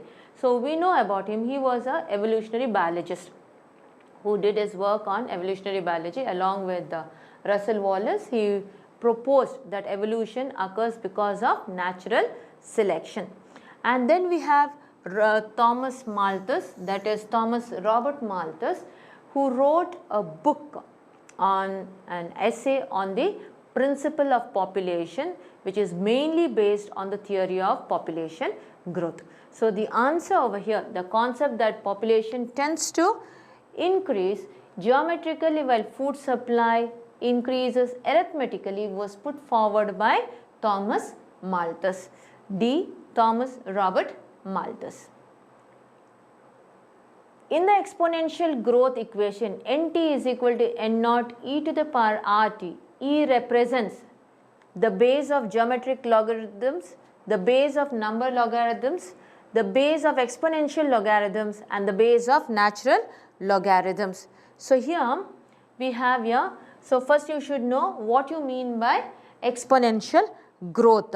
So exponential growth means, the growth increases quantitatively over the time. When there is enough supply of all the requirements that is necessary for growth, then the growth will be just increasing, okay, just increasing until it reaches a juncture where there is no or there is some sort of hindrance which stops the growth, that there is no enough nutrition or any of the factors that influences growth. So here NT is equal to N naught e to the power RT. So here you should know what N stands for. N stands for the population size, T stands for time. So NT is nothing but the population at a given time. Then we have N naught, which is at the initial level. E is the base of the natural logarithms. R stands for your intrinsic rate, growth rate, as well as your T stands for time. Okay, so here E, the answer for this is E, the base of natural logarithms. It stands for the base of natural logarithms. The formula for exponential population growth is, we have four options over here. dn by rn is equal to dt, dt by dn is equal to rn, dn by dt is equal to rn, and rn by dn is equal to dt. So here we know that the exponential growth that is taking place, okay, it is taking place at the rate of dn by dt is equal to rn, and as already explained before, n stands for the population size, t stands for the time. So this dn stands for the change in the number of individuals in the population, dt that you can see over here. This is the change in time, n is the number of individuals, and r that you get to see over here. You can also call it as R max, which is the maximum per capita rate of increase or intrinsic rate of increase. That is nothing but the increase in the species that can be attained at ideal environmental conditions. So the answer over here is option C, dn by dt is equal to Rn. The impact of migration on population density is positive, negative, neutral, none of the above. Now you know that population density that is there. How do you calculate? You calculate it with respect to your birth rate plus immigration minus your death rate plus your emigration, isn't it? You have already studied this. So what do you mean by birth rate? The number of individuals. So definitely this is positive. It is going to add more number to that population. Whereas death that is there, it will be negative because it will reduce the number of the individuals in that population. When you are talking about immigration, immigration means inward movement of organisms. So for this population, when an immigration is taking place, the organisms tend to be added up. Illi ಒಳಗೆ ಬರ್ತದೆ animals, organisms ಒಳಗೆ ಬರ್ತದೆ, so number ಜಾಸ್ತಿ ಆಗ್ತದೆ. Emigration ಅಂದರೆ ಇಲ್ಲಿಂದ organisms ಹೊರಗೆ ಹೋಗ್ತದೆ, they are moving out, so the number tends to decrease. So when it comes to the death and the emigration, it is always negative because it reduces the number of the organisms in the population. Birth rate and the immigration always increases the number of individuals in the population. So this is positive. So here the question is the impact of immigration. Immigration and the inward movement. Okay, organisms are being added up over there. So immigration, the impact of immigration on the population density is always A, that is positive. It is positive. The maximum growth rate occurs in lag phase, senescence phase, stationary phase and exponential phase. So here we have this growth curve, isn't it? So we know that initially the rate of growth is very slow. The slow rate of growth that you get to see is known as the lag phase. It is known as the lag phase. And then suddenly there is a rise in the increase in the number of individuals. So the rate increases suddenly. Okay, so this is known as the exponential growth, or it is also known as the log phase, LOG. So you have lag, LAG, and log phase. So here, from here if you see, after that once it reaches the carrying capacity of that particular environment, environment is the carrying capacity baruvaga, ashtu tanaka idu grow ಆಗ್ತಾನೆ ಹೋಗ್ತದೆ, increase ಆಗ್ತಾನೆ ಹೋಗ್ತದೆ population. ಆ carrying capacity ಹತ್ರ ಬರುವಾಗ ಏನಾಗ್ತದೆ, ನಿಮಗೆ study phase ಆಗಿ ಹೋಗ್ತದೆ rate of growth, and then you get to see the death phase. So ಇಲ್ಲಿ ನಮಗೆ ಮ್ಯಾಕ್ಸಿಮಮ್ ಗ್ರೋತ್ ಎಲ್ಲಿ ಕಾಣ್ತಾ ಉಂಟು, ನಮ್ಮ ಲಾಗ್ ಫೇಸ್ ಇಲ್ಲದಿದ್ದರೆ ಎಕ್ಸ್ಪೋನೆನ್ಷಿಯಲ್ ಫೇಸಲ್ಲಿ ಜಾಸ್ತಿ ಕಾಣುವಂಥದ್ದು. ಸೊ ಇಲ್ಲಿ ಆಪ್ಷನ್ಸಲ್ಲಿ ರೈಟ್ ಆನ್ಸರ್ ಯಾವುದು, exponential phase. Okay, so exponential phase, the exponential phase is the answer. Next, the population of an insect species shows an explosive increase in numbers during the rainy season, followed by its disappearance at the end of the season. What does this show? So the option is S-shaped or sigmoid growth of this insect. The population of its predators increases enormously. The food plants mature and die at the end of rainy season. Its population growth curve is of J shape. Now here, what does it say in this particular one? What does it say? Initially, what happens during the rainy season? This number of species goes on increasing. Okay, it will come to a maximum and suddenly there is a decline. Okay, actually this is an example for your exponential growth. growth model. So we have no exponential growth model and the logistic model. So this is an example for exponential growth model. So here you will see this is the carrying capacity and this is the rate at which it is growing. If it was logistic growth, when it came to this carrying capacity, so carrying capacity baruvaga idu carrying capacity ಆದರೆ ಇಲ್ಲಿ ಬರುವಾಗ ಏನಾಗ್ತಿತ್ತು ಅದು ಅಲ್ಲೇ stop ಆಗ್ತಿತ್ತು, isn't it? ಅಲ್ಲಿಂದ ಮತ್ತೆ study phase ಆಗಿ ಮತ್ತೆ ಡಿಕ್ಲೈನ್ ಆಗ್ತಿತ್ತು. ಅದು ಇಲ್ಲಿ ಏನಾಗಿದೆ, ಇಲ್ಲಿ ಸಡನ್ ಆಗಿ ಅದು ಮೇಲೆ ಹೋಗಿ ಮತ್ತೆ ಸಡನ್ ಅಂದರೆ ಕ್ಯಾರಿಂಗ್ ಕೆಪಾಸಿಟಿಗಿಂತ ಜಾಸ್ತಿ ಹೋಗ್ತಾ ಇದೆ. So this is an example for exponential growth. It's an example for exponential growth and suddenly it is coming down. So it is not because the food plants mature and die at the end of the rainy season. It has not been mentioned which species it is, insect species it is. We do not know what it is depending upon. Isn't it? We do not know what it is depending upon. So it is not the answer. Here the answer is D. The population growth curve is of J type. Now what do you mean by this? Now why was there a sudden increase and suddenly it stopped over there?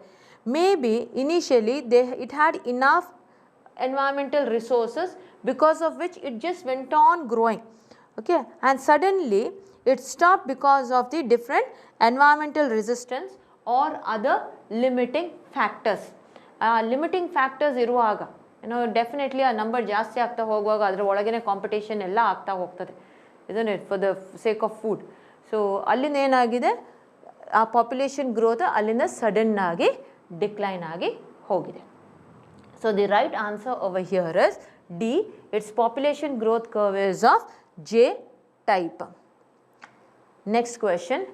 In a growing population of a country, okay, in a growing population of a country, pre-reproductive individuals are more than the reproductive individuals. Reproductive individuals are less than the post-reproductive individuals. Pre-reproductive individuals are less than the reproductive individuals, and reproductive and pre-reproductive individuals are equal in number.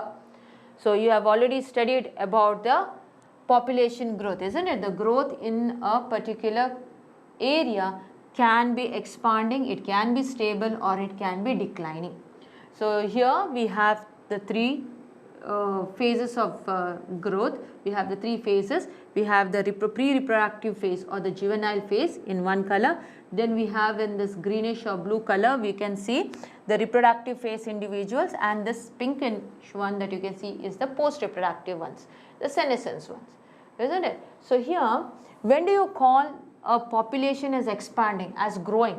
Whenever the number of pre-reproductive individuals is more than the other two. ಆ ಬಾಕಿ ಎರಡಕ್ಕಿಂತ ಜಾಸ್ತಿ ಇದ್ದರೆ ಈ ಪ್ರೀಪ್ರೊಡಕ್ಟಿವ್ ಇಂಡಿವಿಜುವಲ್ಸಿನ number ಯಾವಾಗಲೂ ಜಾಸ್ತಿ ಇದ್ದರೆ it is an expanding are growing population. ಯಾಕೆ? ಈ ಪ್ರೀರಿಪ್ರೊಡಕ್ಟಿವ್ ಇಂಡಿವಿಜುವಲ್ಸ್ ನೆಕ್ಸ್ಟ್ ಎಲ್ಲಿ ಬರ್ತಾರೆ? ರಿಪ್ರೊಡಕ್ಟಿವಿಗೆ ಬರ್ತಾರೆ, ಇದನ್ನೇ ಆ ರಿಪ್ರೊಡಕ್ಟಿವ್ ಇಂದ ನೆಕ್ಸ್ಟ್ ಸೆನೆಸೆನ್ಸಿಗೆ ಹೋಗ್ತದೆ. ಸೊ ಇಲ್ಲಿ ಜಾಸ್ತಿ ಇದ್ದರೆ ಇದಕ್ಕೆ ನೆಕ್ಸ್ಟ್ ಬರುವಂತಹ ಈ ಪ್ರೀರಿಪ್ರೊಡಕ್ಟಿವ್ ಇಂಡಿವಿಜುವಲ್ಸ್ ಇಲ್ಲಿ ಬರುವಾಗ ಇವರ ಮಕ್ಕಳು ಇಲ್ಲಿ ಜಾಸ್ತಿ ಆಗ್ತದೆ. So this is an expanding population, whereas when it comes to stable population, pre-reproductive phase as well as your reproductive phase individuals in a number almost same ಇದೆ ಇಲ್ಲಿ, it is almost same, and senescence ಅಲ್ಲಿ ಕಡಿಮೆ ಇದೆ. whereas declining population ಅಂದರೆ ಯಾವಾಗಲೂ pre-reproductive stage ಅಲ್ಲಿ individuals ಕಡಿಮೆ ಇರ್ತಾರೆ, ಅಂದರೆ ಆ ಪಾಪ್ಯುಲೇಷನ್ ಡಿಕ್ಲೈನ್ ಆಗ್ತಾ ಇದೆ ಅಂತ. ಈಗ ನಮ್ಮಲ್ಲಿ ಇರುವಂತಹ ಪ್ರಶ್ನೆ ಯಾವುದು?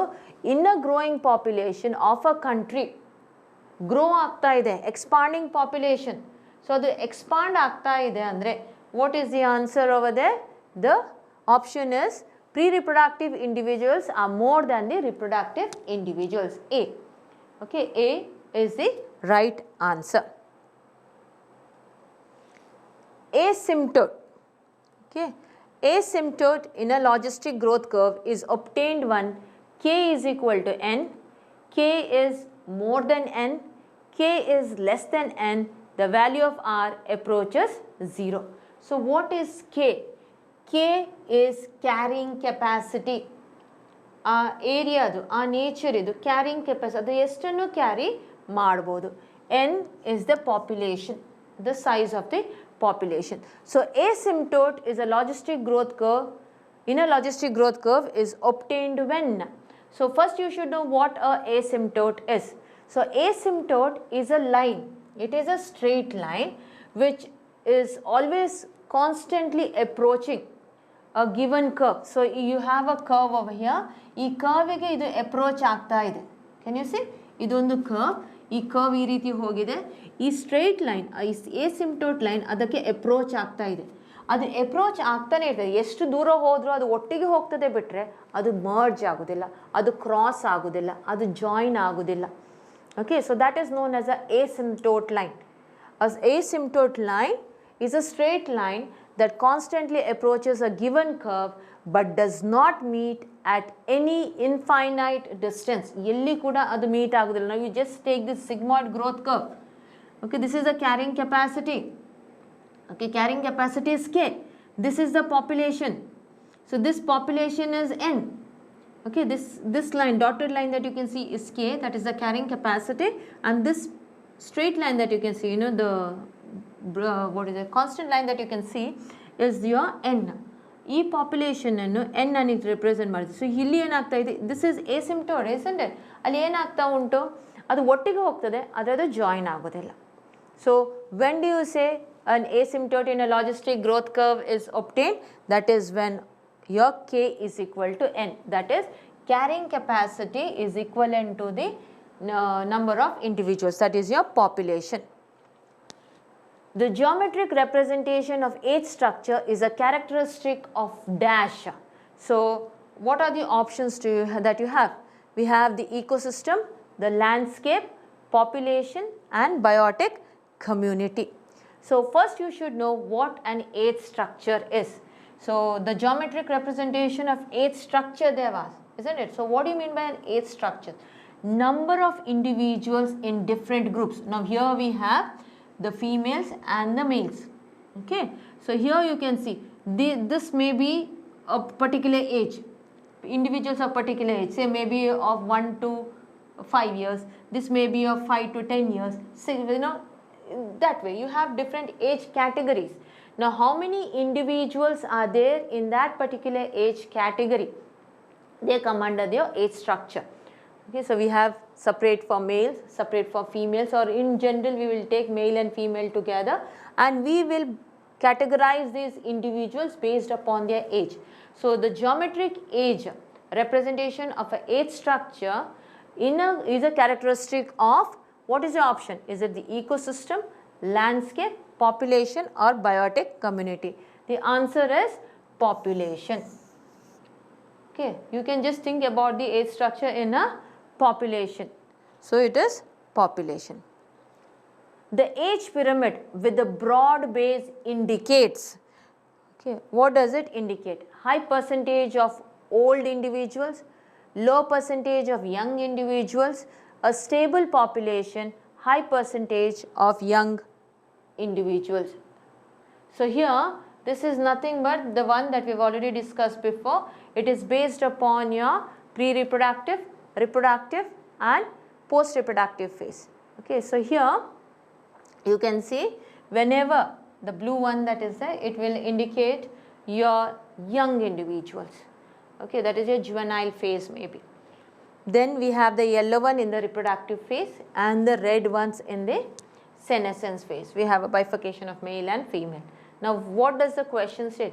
The age pyramid with the broad base. Okay, if you see the broad base, this base is broader. Okay, here it is almost similar, here it is narrower, this is negative growth, that is your declining type of growth because the youngsters are less over there. Okay, here it is more. So what does it indicate? If the base, at the base you are keeping the individuals in the pre-reproductive stage, then we have the reproductive and the post-reproductive on top. So whenever this is broad, lower base broad, a pyramidally broad idre, what does it indicate? We have a high percentage of young individuals because young individuals are now base alli ittirtave, isn't it? Whereas high percentage of old individuals illi barudilla. Yake barudilla? Old individuals elli ittideve now top alli ittideve. They are always on the top, isn't it? And a stable population adre illi eradu onde irbekittu. It is stable population. Illi enagide, illi broad ide. So the answer for this is your D, high percentage of young individuals. which one of the following is one of the characteristics of a biological community? So we have stratification, natality, mortality and sex ratio. Now what do you mean by your stratification? Stratification is nothing but your Shrenikaran anta helteve now Kannadadalli, isn't it? Vertical distribution of your organisms, how you are going to distribute them. So here when you are coming, they have asked the characteristics of a biological community, isn't it? When it comes to natality, mortality and sex ratio, natality is the birth rate, mortality is the death rate, sex ratio is male and female is the ratio. Okay, so here these three will be coming under population and they have asked for a biological community, and this biological community is having this characteristic feature wherein you have the vertical distribution of the organisms. This is known as your stratification. So the right answer over here is A, stratification. Which one of the following is not an attribute of the population? Okay, so here we have sex ratio, natality, mortality and species interaction. So population attribute ge baruvaga, what does it include? We have the population size, the death rate, the birth rate, the sex ratio and so on. Okay, we have the different aspects, the attributes that are coming over here. And here if you see, sex ratio is an attribute of the population, natality, that is your birth rate, is an attribute of the population, mortality, that is your death rate of the population, is also of that of the population. So all these three are attributes of your population. Okay, so which one is not? It is the species interaction. Now this species interaction comes under your organisms, isn't it? As a population has such, it's how they are going to interact with each other. Individual species are going to interact over there in that particular population. So this is not the attribute of your population. So here the answer is D, species interaction. Next question. This is something like an application based question. A biologist studied the population of rats in a barn. He found that the average natality was 250, average mortality was 240, immigration 10 and emigration 20. What is the net increase in the population size? So options are 0, 5, 10 and 15. So here how do you calculate the population size? You calculate the population size by the birth rate plus its immigration rate minus the death rate plus the emigration rate, isn't it? So you have immigration plus natality. Natality is nothing but the birth rate, whereas mortality is the death rate and the emigration, outward movement. So mortality and emigration usually tend to put you out. The number of individuals in that population is going to decrease, whereas when it comes to your birth rate and immigration, it is going to add individuals to the population. So here this is how you are going to calculate. Now what is the birth natality rate that we have? We have 250 individuals plus what is the immigration one?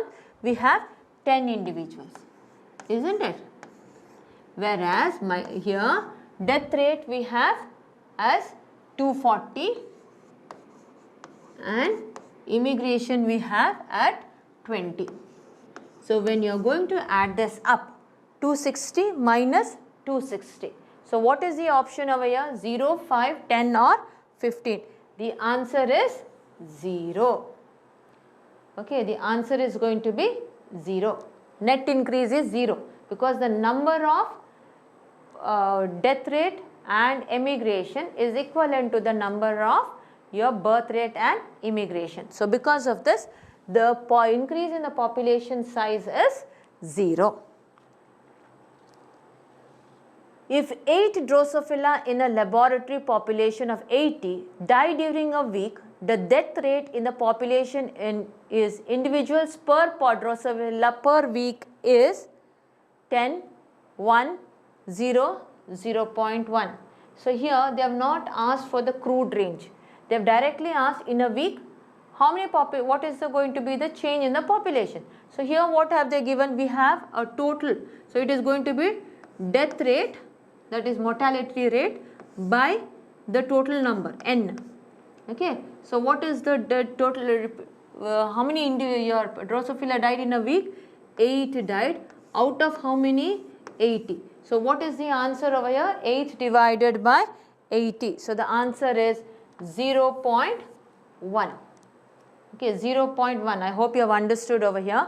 Now if you are going to calculate the same one with respect to your population in a larger scale, now we are talking about humans or anything, if you are going to calculate the birth rate, you are going to multiply it by 1000. For every 1000 individual, what is the rate you are going to calculate? So crude birth rate or death rate, imagine we are going for the birth rate now. So there what you are going to do in crude rate that you are going to do is, you are going to take the birth rate and the total, and then you are going to multiply it by 1000. Okay, now here they have asked per week, how many, what is the death rate per week? We know the fixed one, there are only 80 Drosophila. So out of the 80 Drosophila, if 8 die, what is going to be the rate over there? It is going to be 0.1. If we are talking in a large population and you are going to multiply it by 1000, then the answer would have gone to 100. Clear? Carnivorous animals, lions, leopards, occupy the same niche, but lions predate mostly larger animals and leopards take smaller ones. This mechanism of competition is referred to as competitive exclusion, character displacement, altruism, and resource partitioning. Now what is this? See here we know that the lions and leopards, okay, namma huligalu matte namma simhagalu, the lions and leopards, they are feeding, they are carnivores, they are non-vegetarians. Basically they are non-vegetarians, and we know that there is something known as competitive exclusion. So competitive exclusion principle prakara ಏನು ಹೇಳ್ತದೆ, ಎರಡು organismsಗಳು, two organisms which are sharing the same niche, which are competing for the same resources, cannot live together for a long time. ಒಟ್ಟಿಗೆ ನಿಲ್ಲಕ್ಕೆ ಆಗೋದಿಲ್ಲ. ಅದರಲ್ಲಿ ಅದು ಒಟ್ಟಿಗೆ ನಿಂತರೆ ಏನಾಗ್ತದೆ, ಅಲ್ಲಿ ಕಾಂಪಿಟೇಷನ್ ಆಗಿ ಐದರ್ ಎರಡು ಕೂಡ ಎಕ್ಸ್ಕ್ಲೂಡ್ ಆಗ್ತದೆ, ಇಲ್ಲ ಒಂದು species which is weak will be removed from that particular niche. So here what we have seen is, we have seen in the nature that the leopards as well as your lions and tigers can survive together. Hege, how is it possible? See what they have done is, ಇಲ್ಲಿ definitely ಈ competitive exclusion ಆಗೋದಿಲ್ಲ. ಯಾಕೆ ಗೊತ್ತಾ, ಅದು ಒಟ್ಟಿಗಿದ್ರೂ ಕೂಡ ಅಲ್ಲಿ resource partitioning ಆಗಿದೆ, something known as resource partitioning ಆಗಿದೆ. ಅವ್ರು ಆಲ್ರೆಡಿ ಇನ್ಬಿಲ್ಟ್ ಅವರ ನೇಚರಲ್ಲಿ ಏನು ಮಾಡ್ಕೊಂಡಿದ್ದಾರೆ, ಅವ್ರು ಮೊದಲೇ ಏನು ಮಾಡಿದ್ದಾರೆ ಅಂದರೆ, ನಾನು ಇದನ್ನು ತಿಂತೇನೆ, ನೀನು ಇದನ್ನು, ನಾವಿಬ್ಬರು ನಾನ್ ವೆಜಿಟೇರಿಯನ್ಸ್, ಈಗ ಇಬ್ಬರು ಕೂಡ ಒಂದೇ ಆ್ಯನಿಮಲನ್ನು ತಿಂದರೆ ನಿನಗೂ ಇಲ್ಲ ನನಗೂ ಇಲ್ಲ, ಇಬ್ಬರಿಗೂ ಇರುವುದಿಲ್ಲ. ಸೊ ವಾಟ್ ವಿಲ್ ಡು, ಆರಾಮ್ಸೆ you eat this portion, I will eat this portion. Okay, this is what I am going to eat. That is what they have done, and they are able to survive. And in certain cases it's already been observed that some of them are diurnal, day time ಅಲ್ಲಿ hunting ಮಾಡ್ತಾರೆ. So day ಟೈಮಿಗೆ ಸಿಗುವಂಥ ಪ್ರಾಣಿಗಳನ್ನು ಅದು ತಿಂತದೆ. ಇನ್ನು ಕೆಲವು species nocturnal ಆಗಿರ್ತದೆ, what they get it night. So they are able to survive. This is something known as resource partitioning. What you mean by character displacement? So character displacement alli you can see that the organisms which are having the same feeding habits, they are not able to survive together, because definitely what will happen in the same area, they are going to suffer from competition. Okay, and competition definitely will lead to a negative aspect. So here some of the animals, some of the organisms will start developing a physiologically, evolutionary, it has already happened, wherein they will start showing certain modifications, physiological modification. One of the best example for a character displacement is Darwin's finches. So in the Galapagos Island, you have seen, you have read about it, that we have finches, the small birds, which have different types of beaks in the different areas of that island. So based on that, what has happened, they are able to survive. Some of them have become your fruit eating, some have become seed eating, a beak modification agide. So this is known as character displacement. And this one, altruism means you have a concern towards another species. So, okay, it is like namge bere species annu noduvaga namge paapa kaantade. So ee tiger and lion, nama leopard and lion nalli altruism illa, adu heludilla ayyo paapa ನೀನು ಸ್ವಲ್ಪ ಸಣ್ಣದಿರಿದ್ದಿ ಅದಕ್ಕೆ ನೀನು ಇದನ್ನು ತಿನ್ನು ನಾನು ಇದನ್ನು ತಿಂದೆ. No, it is not that thing. What has happened over here is resource partitioning has taken place. I will feed on the bigger animals, you feed on the smaller animals, or else you will not survive, even I will not survive. This is how we are going to distribute the resources, the available resources that are there. So the answer over here is resource partitioning. So lions usually hunt larger prey and the leopards will be hunting the smaller prey, and these leopards are usually nocturnal in nature. In spite of interspecific competition in nature, which mechanism the competing species might have evolved for their survival? Options are predation, resource partitioning, competitive release and mutualism. Now this is something similar to the previous question. Okay, here as I said, when there is an interspecific competition, a competition between two species, is occurring for the same resources, then definitely they are going to bring about resource partitioning. Illi resource partitioning aagtade. Predation agudilla. That person will not, that animal will not tell I am going to kill you and then I will survive. No. It is not predation, it is not mutualism, they are not going to benefit from each other. It is not competitive release also.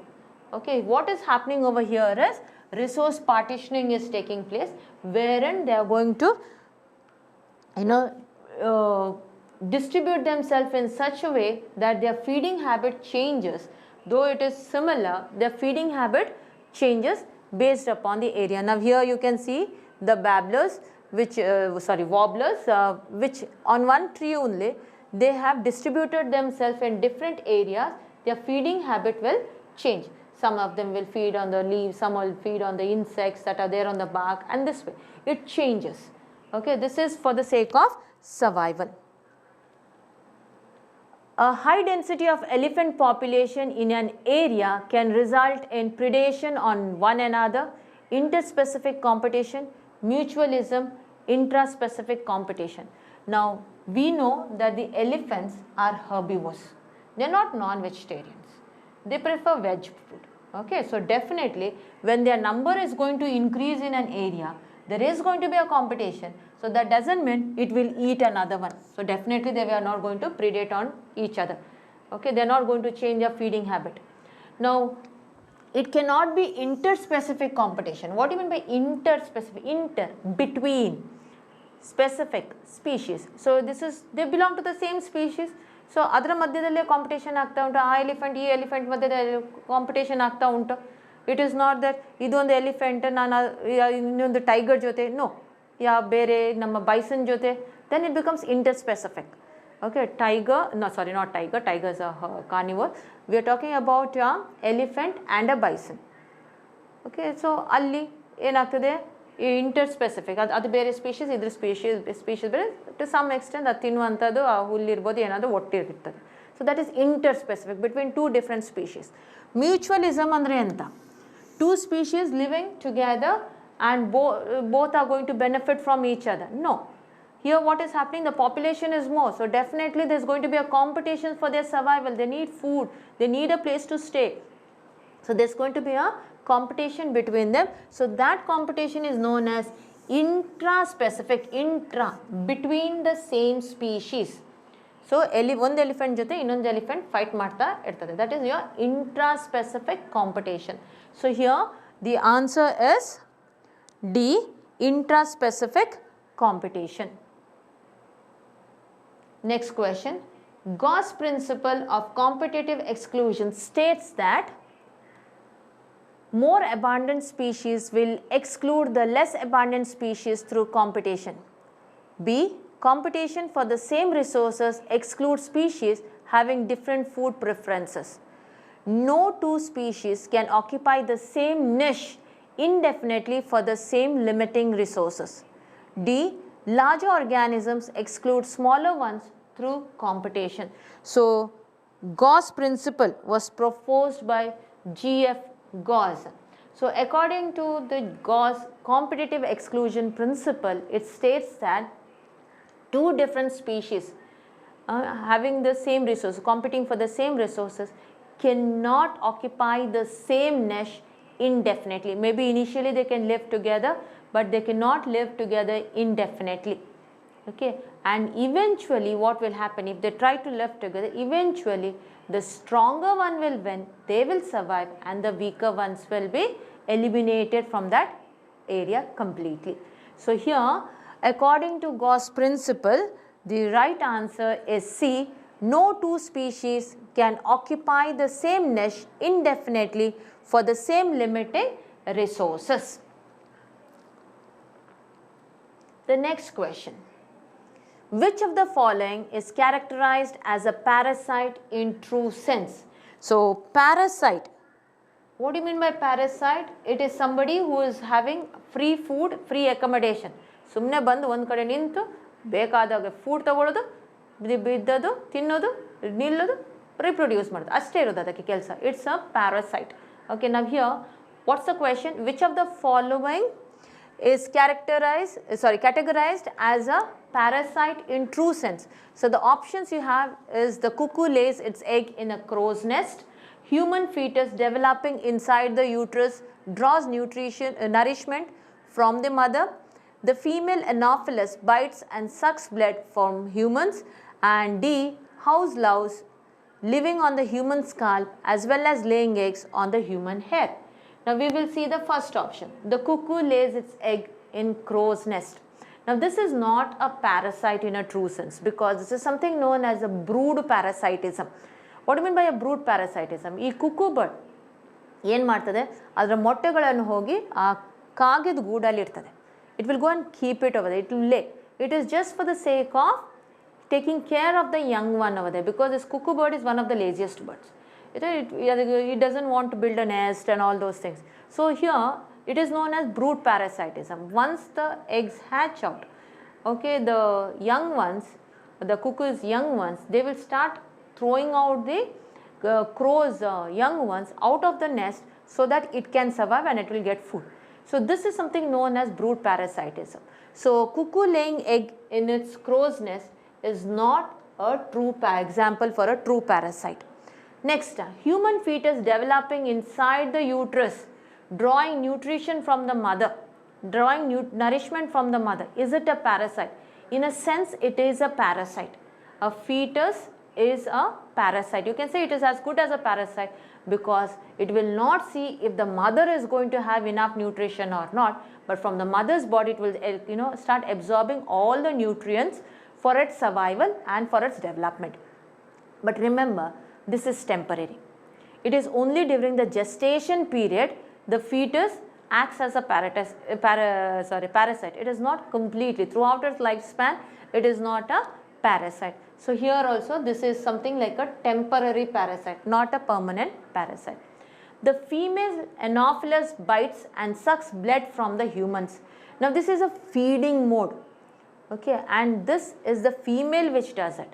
And the female Anopheles mosquito is basically a vector which will be carrying other pathogenic organisms within it.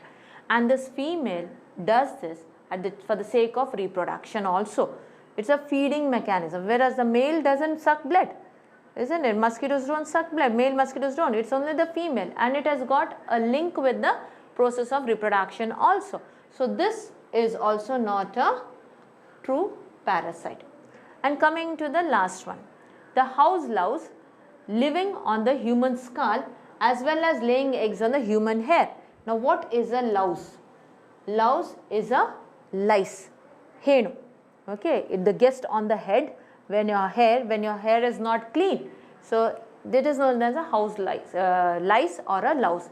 Now this is living on the skull. It is like an ectoparasite, outside, parasite that is living outside the body. ಇದು ಆ ಸ್ಕಾಲ್ಪಲ್ಲಿ ನಿಂತು ಅದರಿಂದ ಎಲ್ಲ ನ್ಯೂಟ್ರಿಷನನ್ನು derive ಮಾಡ್ತದೆ. Not only that, ಅಲ್ಲೇ ನಿಂತು ಒಂದು ಶೆಲ್ಟರ್ ಕೂಡ ಅದಕ್ಕೆ ಸಿಗ್ತದೆ. Throughout its life span it will be living there itself unless you keep your head clean. ಅಲ್ಲೇ ಇದ್ದು ಅದು ಮೊಟ್ಟೆ ಇಟ್ಟು ಅದು ಹ್ಯಾಚ್ ಆಗಿ ಅದು ಅಲ್ಲೇ ಕಂಟಿನ್ಯೂ ಆಗ್ತಾನೆ ಇರ್ತದೆ. So here this is a true parasite. Okay, that is a true parasite. So as you know, parasites can gain entry into the host and all those aspects which is already explained. So the right answer over here is D, house louse living on the human skull as well as laying eggs on the human hair. Cuscuta is an example for ectoparasitism, brood parasitism, predation and endoparasitism. So this is Cuscuta. Okay, you can see here this is Cuscuta. Cuscuta is actually a type of plant. Okay, it's an angiospermic plant. It is a parasitic plant. It will be growing on other plants and it will be deriving all its nutrition from that host plant. So it will be outside the body, isn't it? Since it is growing outside the body of the plant, it is an example for ectoparasitism. It is not an example for brood parasitism. What do you mean by brood parasitism? It is where the one organism lays eggs in another organism's nest for the sake of taking care of it, which you see in the cuckoo bird and the laying its eggs in the crow's nest. Predation, ಒಂದು organism ಇನ್ನೊಂದು ಆರ್ಗ್ಯಾನಿಸಮ್ಸನ್ನು Hunt ಮಾಡಿ ತಿನ್ನುವಂಥದ್ದು, isn't it? So that is not predation. Whereas endoparasitism ಅಂದರೆ ಅದು ಬಾಡಿಯ ಒಳಗೆ ಜೀವಿಸುವಂಥದ್ದು, like a tapeworm inside the human intestine. So this is also not an example for so the Cuscuta is basically an ectoparasite. Which one of the following statements cannot be connected to predation? Okay, which cannot be connected to predation? So it might lead to the extinction of a species. Both the interacting species are negatively impacted. It is necessitated by nature to maintain the ecological balance. It helps in maintaining species diversity in a community.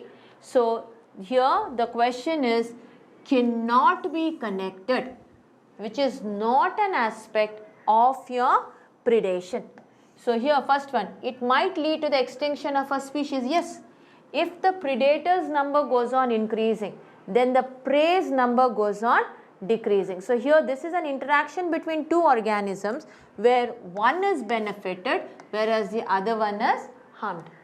ಒಂದಕ್ಕೆ ಲಾಭ ಇದೆ, ಆ ಪ್ರಿಡೇಟರಿಗೆ ಲಾಭ ಇದೆ, ಅದಕ್ಕೆ food ಸಿಗ್ತದೆ. ವೆರಾಸ್ the pray ಯಾವುದ್ರ ಮೇಲೆ ಅದು ತಿಂತದೆ ನೋಡಿ ಅದರದ್ದು ನಂಬರ್ ಡೆಫಿನೆಟ್ಲಿ ಕಡಿಮೆ ಆಗ್ತದೆ, ಅದಕ್ಕೊಂದು ನೆಗೆಟಿವ್ ಇಂಪ್ಯಾಕ್ಟ್ ಇರ್ತದೆ. ಸೊ ಈ ಪ್ರಿಡೇಟರ್ ಇದು number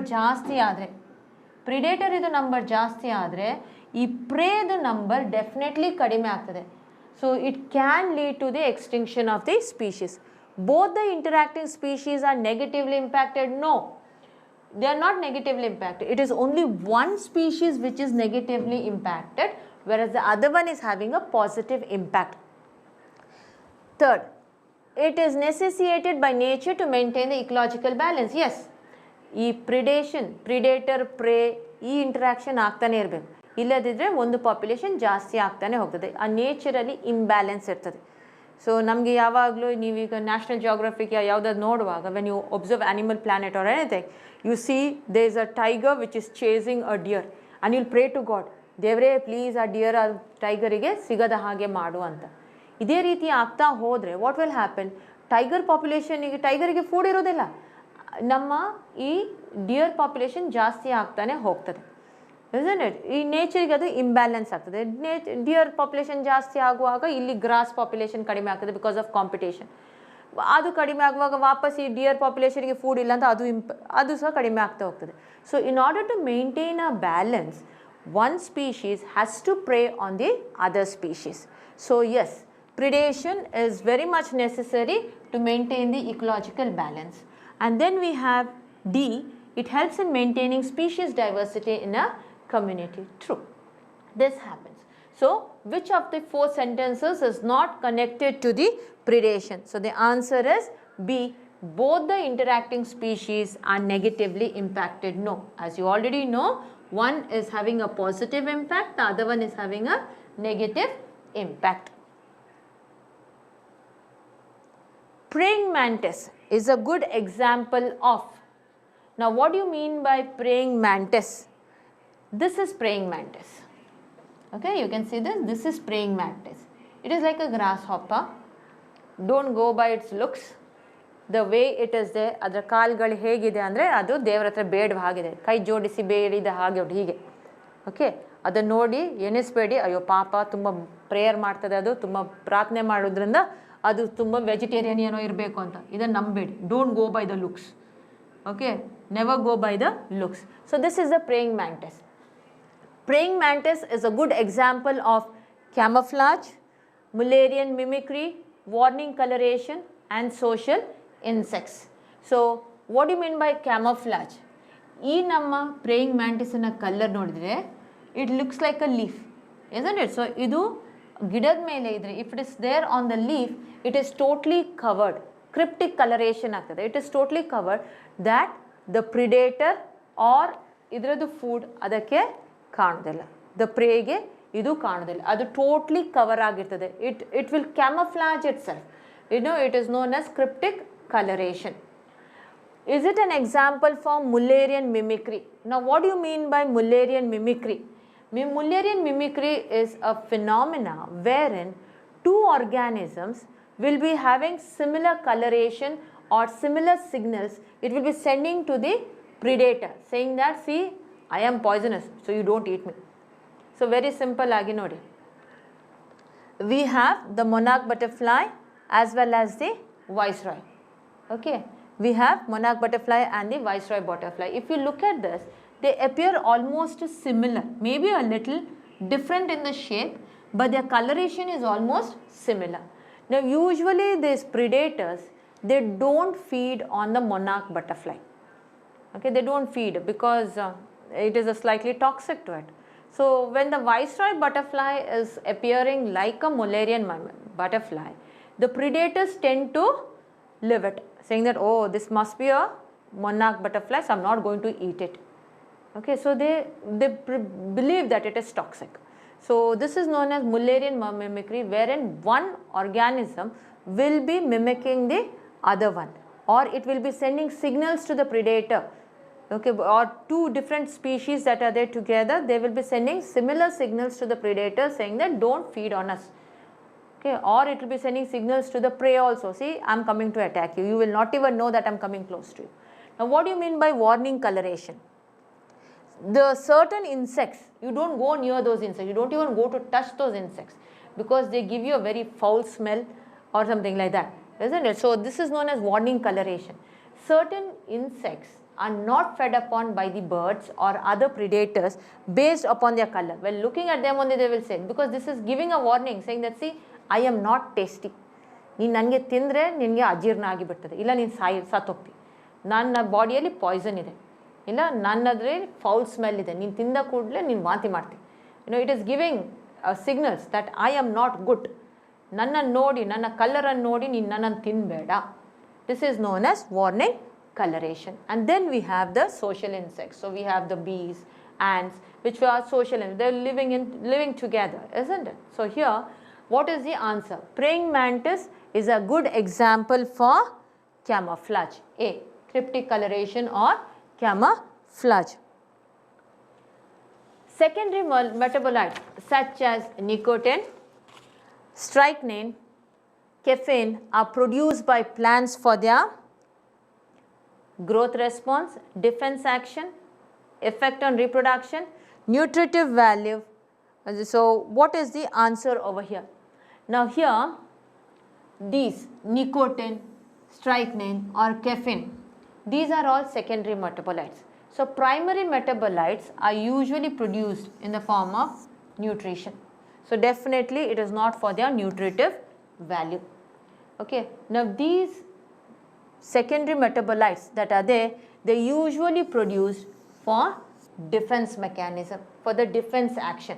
For example, if a organism, okay, any organism for that matter, which feeds on these plants, if they consume the nicotine that is there in the plant, then this nicotine tends to increase their heart rate.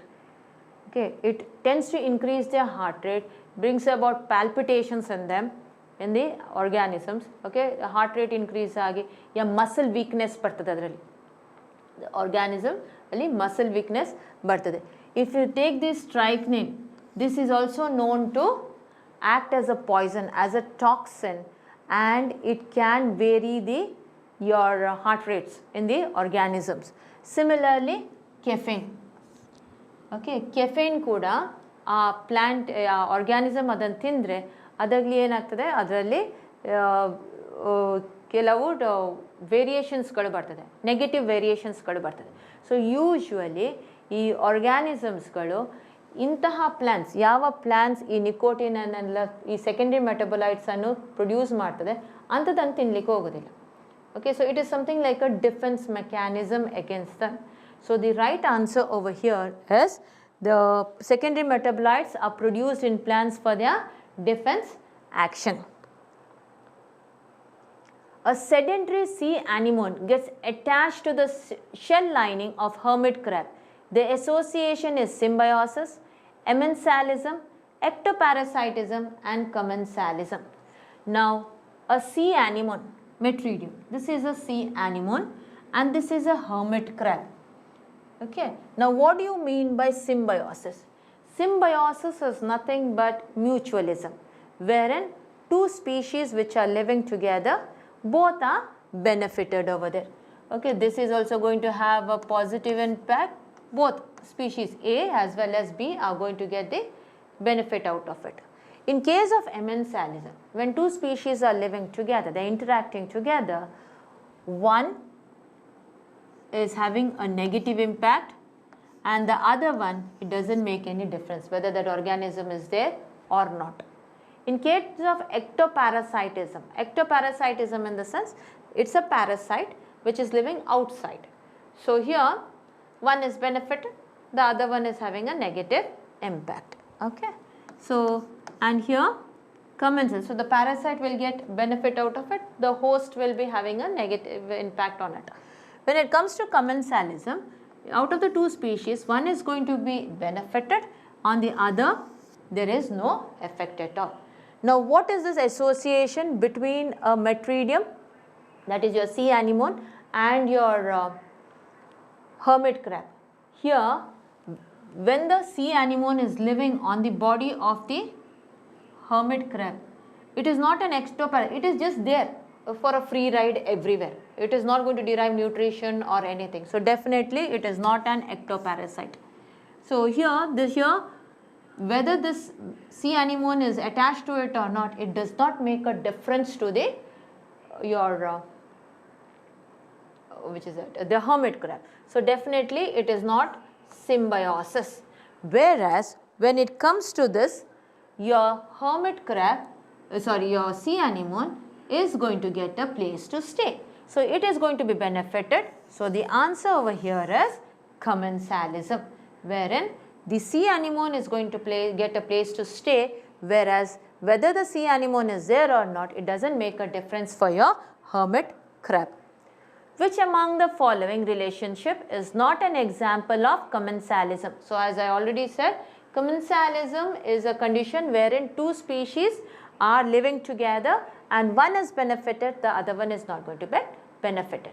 So here it is going to be plus and 0. There is no effect on the other.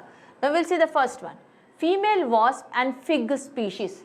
So if you take the female wasp and the fig species here, this is something like a mutualism. Without the wasp and without the fig, without each other, they cannot complete their life cycle. So this is an example for your mutualism. Okay, so this is definitely not commensalism. Okay, so here what they have asked is not an example, isn't it? Now if you take the orchid on the tree on which it is growing, for example this is an orchid which is growing on a mango tree. Whether this orchid is there or not, it doesn't make a difference for the mango tree. It will grow, it will give the fruits once it flowers, isn't it? Whereas for this orchid, it is going to, it's an epiphyte, it is going to get a place to stay. Similarly, here the cattle egret and the grazing cattle, you must have seen this. The egret, it will be following the cattle everywhere. It is not a fan. ಅದರದ್ದು fan ಅಲ್ಲ ಅದು, ಓ ನಮ್ಮ cow ಅಲ್ಲಿ ಹೋಗ್ತಾ ಉಂಟು, ದನ ಹೋಗ್ತಾ ಇದ್ದು ನನಗೆ ಭಾರಿ ಇಷ್ಟ, ಅದು ಹಿಂದೆ ಹೋಗ್ತೇನೆ. ನೋ, ಅದು ಹಿಂದೆ ಯಾಕೆ ಹೋಗೋದು? ಅಲ್ಲಿ ಆ ಗ್ರೇಸ್ ಮಾಡುವಾಗ ಅಲ್ಲಿ ಇರುವಂತಹ ಹುಳಗಳು ಆ ಮಣ್ಣಿಂದ ಆ ಕ್ಯಾಟಲ್ ಈ ಗ್ರೇಸ್ ಮಾಡ್ತಾ ಮುಂದೆ ಹೋಗುವಾಗ ಆ ಹೊರಗೆ ಬಂದ ಹುಳಗಳನ್ನು ತಿನ್ನಲಿಕ್ಕೆ ಇರುವಂಥದ್ದು ಇದು. ಓಕೆ, ಸೊ ಇದಕ್ಕೆ ಬೆನಿಫಿಟ್ ಇದೆ. ಇದು ಬರಲಿ ಬರದೇ ಇರಲಿ ಆ ಕ್ಯಾಟಲಿಗೆ ಆ ದನಕ್ಕೆ ಏನು ಫರಕ್ ಬೀಳೋದಿಲ್ಲ, ಆ ಡಿಫ್ರೆನ್ಸೇ ಬೀಳೋದಿಲ್ಲ. So this is also commensalism, this is also commensalism. ಈಗ ಒಂದು example, sea anemone and the clownfish, which we just discussed in the previous slide. So this is also an example for your commensalism. So which among the four is not an example? A, female wasp and the fig species is not an example for commensalism. Next question, which one of the following population interaction is widely used in medical science for the production of antibiotics? Commensalism, mutualism, emensalism and parasitism. So we already know that whenever two species are interacting, in case of commensalism, one is going to be benefited, on the other there is no effect at all. In mutualism, both are going to be benefited. In case of emensalism, one is going to have a negative impact and on the other there is no impact at all. In parasitism, one is benefited, the other one is not having any effect on it. Clear? So here the question is, which interaction is used in the production of antibiotics? What do you mean by antibiotics? Anti, against, bio, life. So you are using certain species against another species. So here the answer over here is definitely emensalism. Why? The species against which you are going to use is going to have a negative impact, but the one which you have used against it will not have any benefit. It doesn't make a difference to it. So the answer over here is emensalism. Which one of the following plants shows a very close relationship with a species of moth where none of the two can complete its life cycle without the other? Options are hydrilla, yucca, viola and commelina. So here we have hydrilla, which is an aquatic plant. So it will be showing your hydric type of adaptation, and your life cycle is also completed over there itself. So the pollination, everything will be taking place in the water. Now if you take the viola as well as commelina, these are the ones which will be having showing your self-pollination, autogamy, because they usually will be having your bud condition itself, isn't it? Cleistogamous flowers. Though some of them will be showing your chasmogamous flowers, here it will be mainly showing your cleistogamous flower, wherein before the flower opens, the bud opens, already the pollination will occur over there. So definitely not this, this or this. The remaining option that you have is the eka plant, and here it has a close association with the moth, wherein one cannot complete its life cycle without the other, isn't it? So this is definitely the answer. So yucca is the answer over here. Mycorrhizae is an example for emensalism, antibiosis, mutualism and fungistasis. Now here mycorrhizae, root and fungus. Okay, so these are the two terms you have come across now. Antibiosis, so it is something like an emensalism. So here negative and no effect, here both are going to be benefited. Antibiosis, against life, you are going to use one against the other. So here the one which is going to be used against the other will not have any effect, and on which it is used it will be having a negative effect. It is something like your emensalism. Fungistasis, now this is something which will stop, it will inhibit the growth and reproduction of the fungus. Okay, so here mycorrhizae is an example for which of the four? So definitely it is mutualism. So it is an association between the fungus and the plant. So the fungus will get a place to stay, and in turn it's going to get food and everything, isn't it? So it's going to be something like a symbiotic association between the fungus and a plant. An interesting modification of flower shape for insect pollination occurs in some orchids in which a male insect mistakes the pattern on the orchid flower for the female of a species and tries to copulate with it, thereby pollinating the flower. This phenomena is called mimicry, pseudopollination, pseudocopulation, pseudoparthenocarpy. Now here, this is seen, this is a particular type of orchid which resembles the female bee. Okay, idu ondu female bee tara kaantade. So namma bee adake idda hoogaligella phone number koduva abhyasa. Okay, it's very much fond of sending his phone numbers to everyone. Now what he does is, see, this fellow, he sees this flower, this particular orchid, and he mistakes it to be a female. ಅವನು ಏನು ಮಾಡ್ತಾನೆ, ಹಾರಿ ಬಂದು hello ನಾನು ನಿನಗೆ ಒಂದು ನನ್ನ phone number ಕೊಡ್ತೇನೆ ಅಂತ ಅಲ್ಲಿ ಕೊಡ್ತಾನೆ. And it will start copulating with it. And then he will realize, oh, this is not a female. ಅದು ಅವನಿಗೆ ಬುದ್ಧಿ ಬರೋದಿಲ್ಲ. ಹೋಗ್ತಾನೆ ಬೇಜಾರಾಗಿ ಬೇರೆ ಕಡೆ ಹೋಗ್ತಾನೆ, ಅಲ್ಲಿ ಇನ್ನೊಂದು ಫೋನ್ ನೋಡ್ತಾನೆ, ಅದ್ರ ಮೇಲೆ ಹಾರಿಬಿಡ್ತಾನೆ. Okay, so this is an example for pseudo-copulation. Pseudo, false. Okay, pseudo-copulation, false copulation. Okay, wherein the female, the bee mistakes the orchid flower to be a female flower because it resembles it. So the answer over here is pseudo-copulation. So here we have solved around 40 questions. I hope this has been helpful to you. Thank you for patiently listening to me.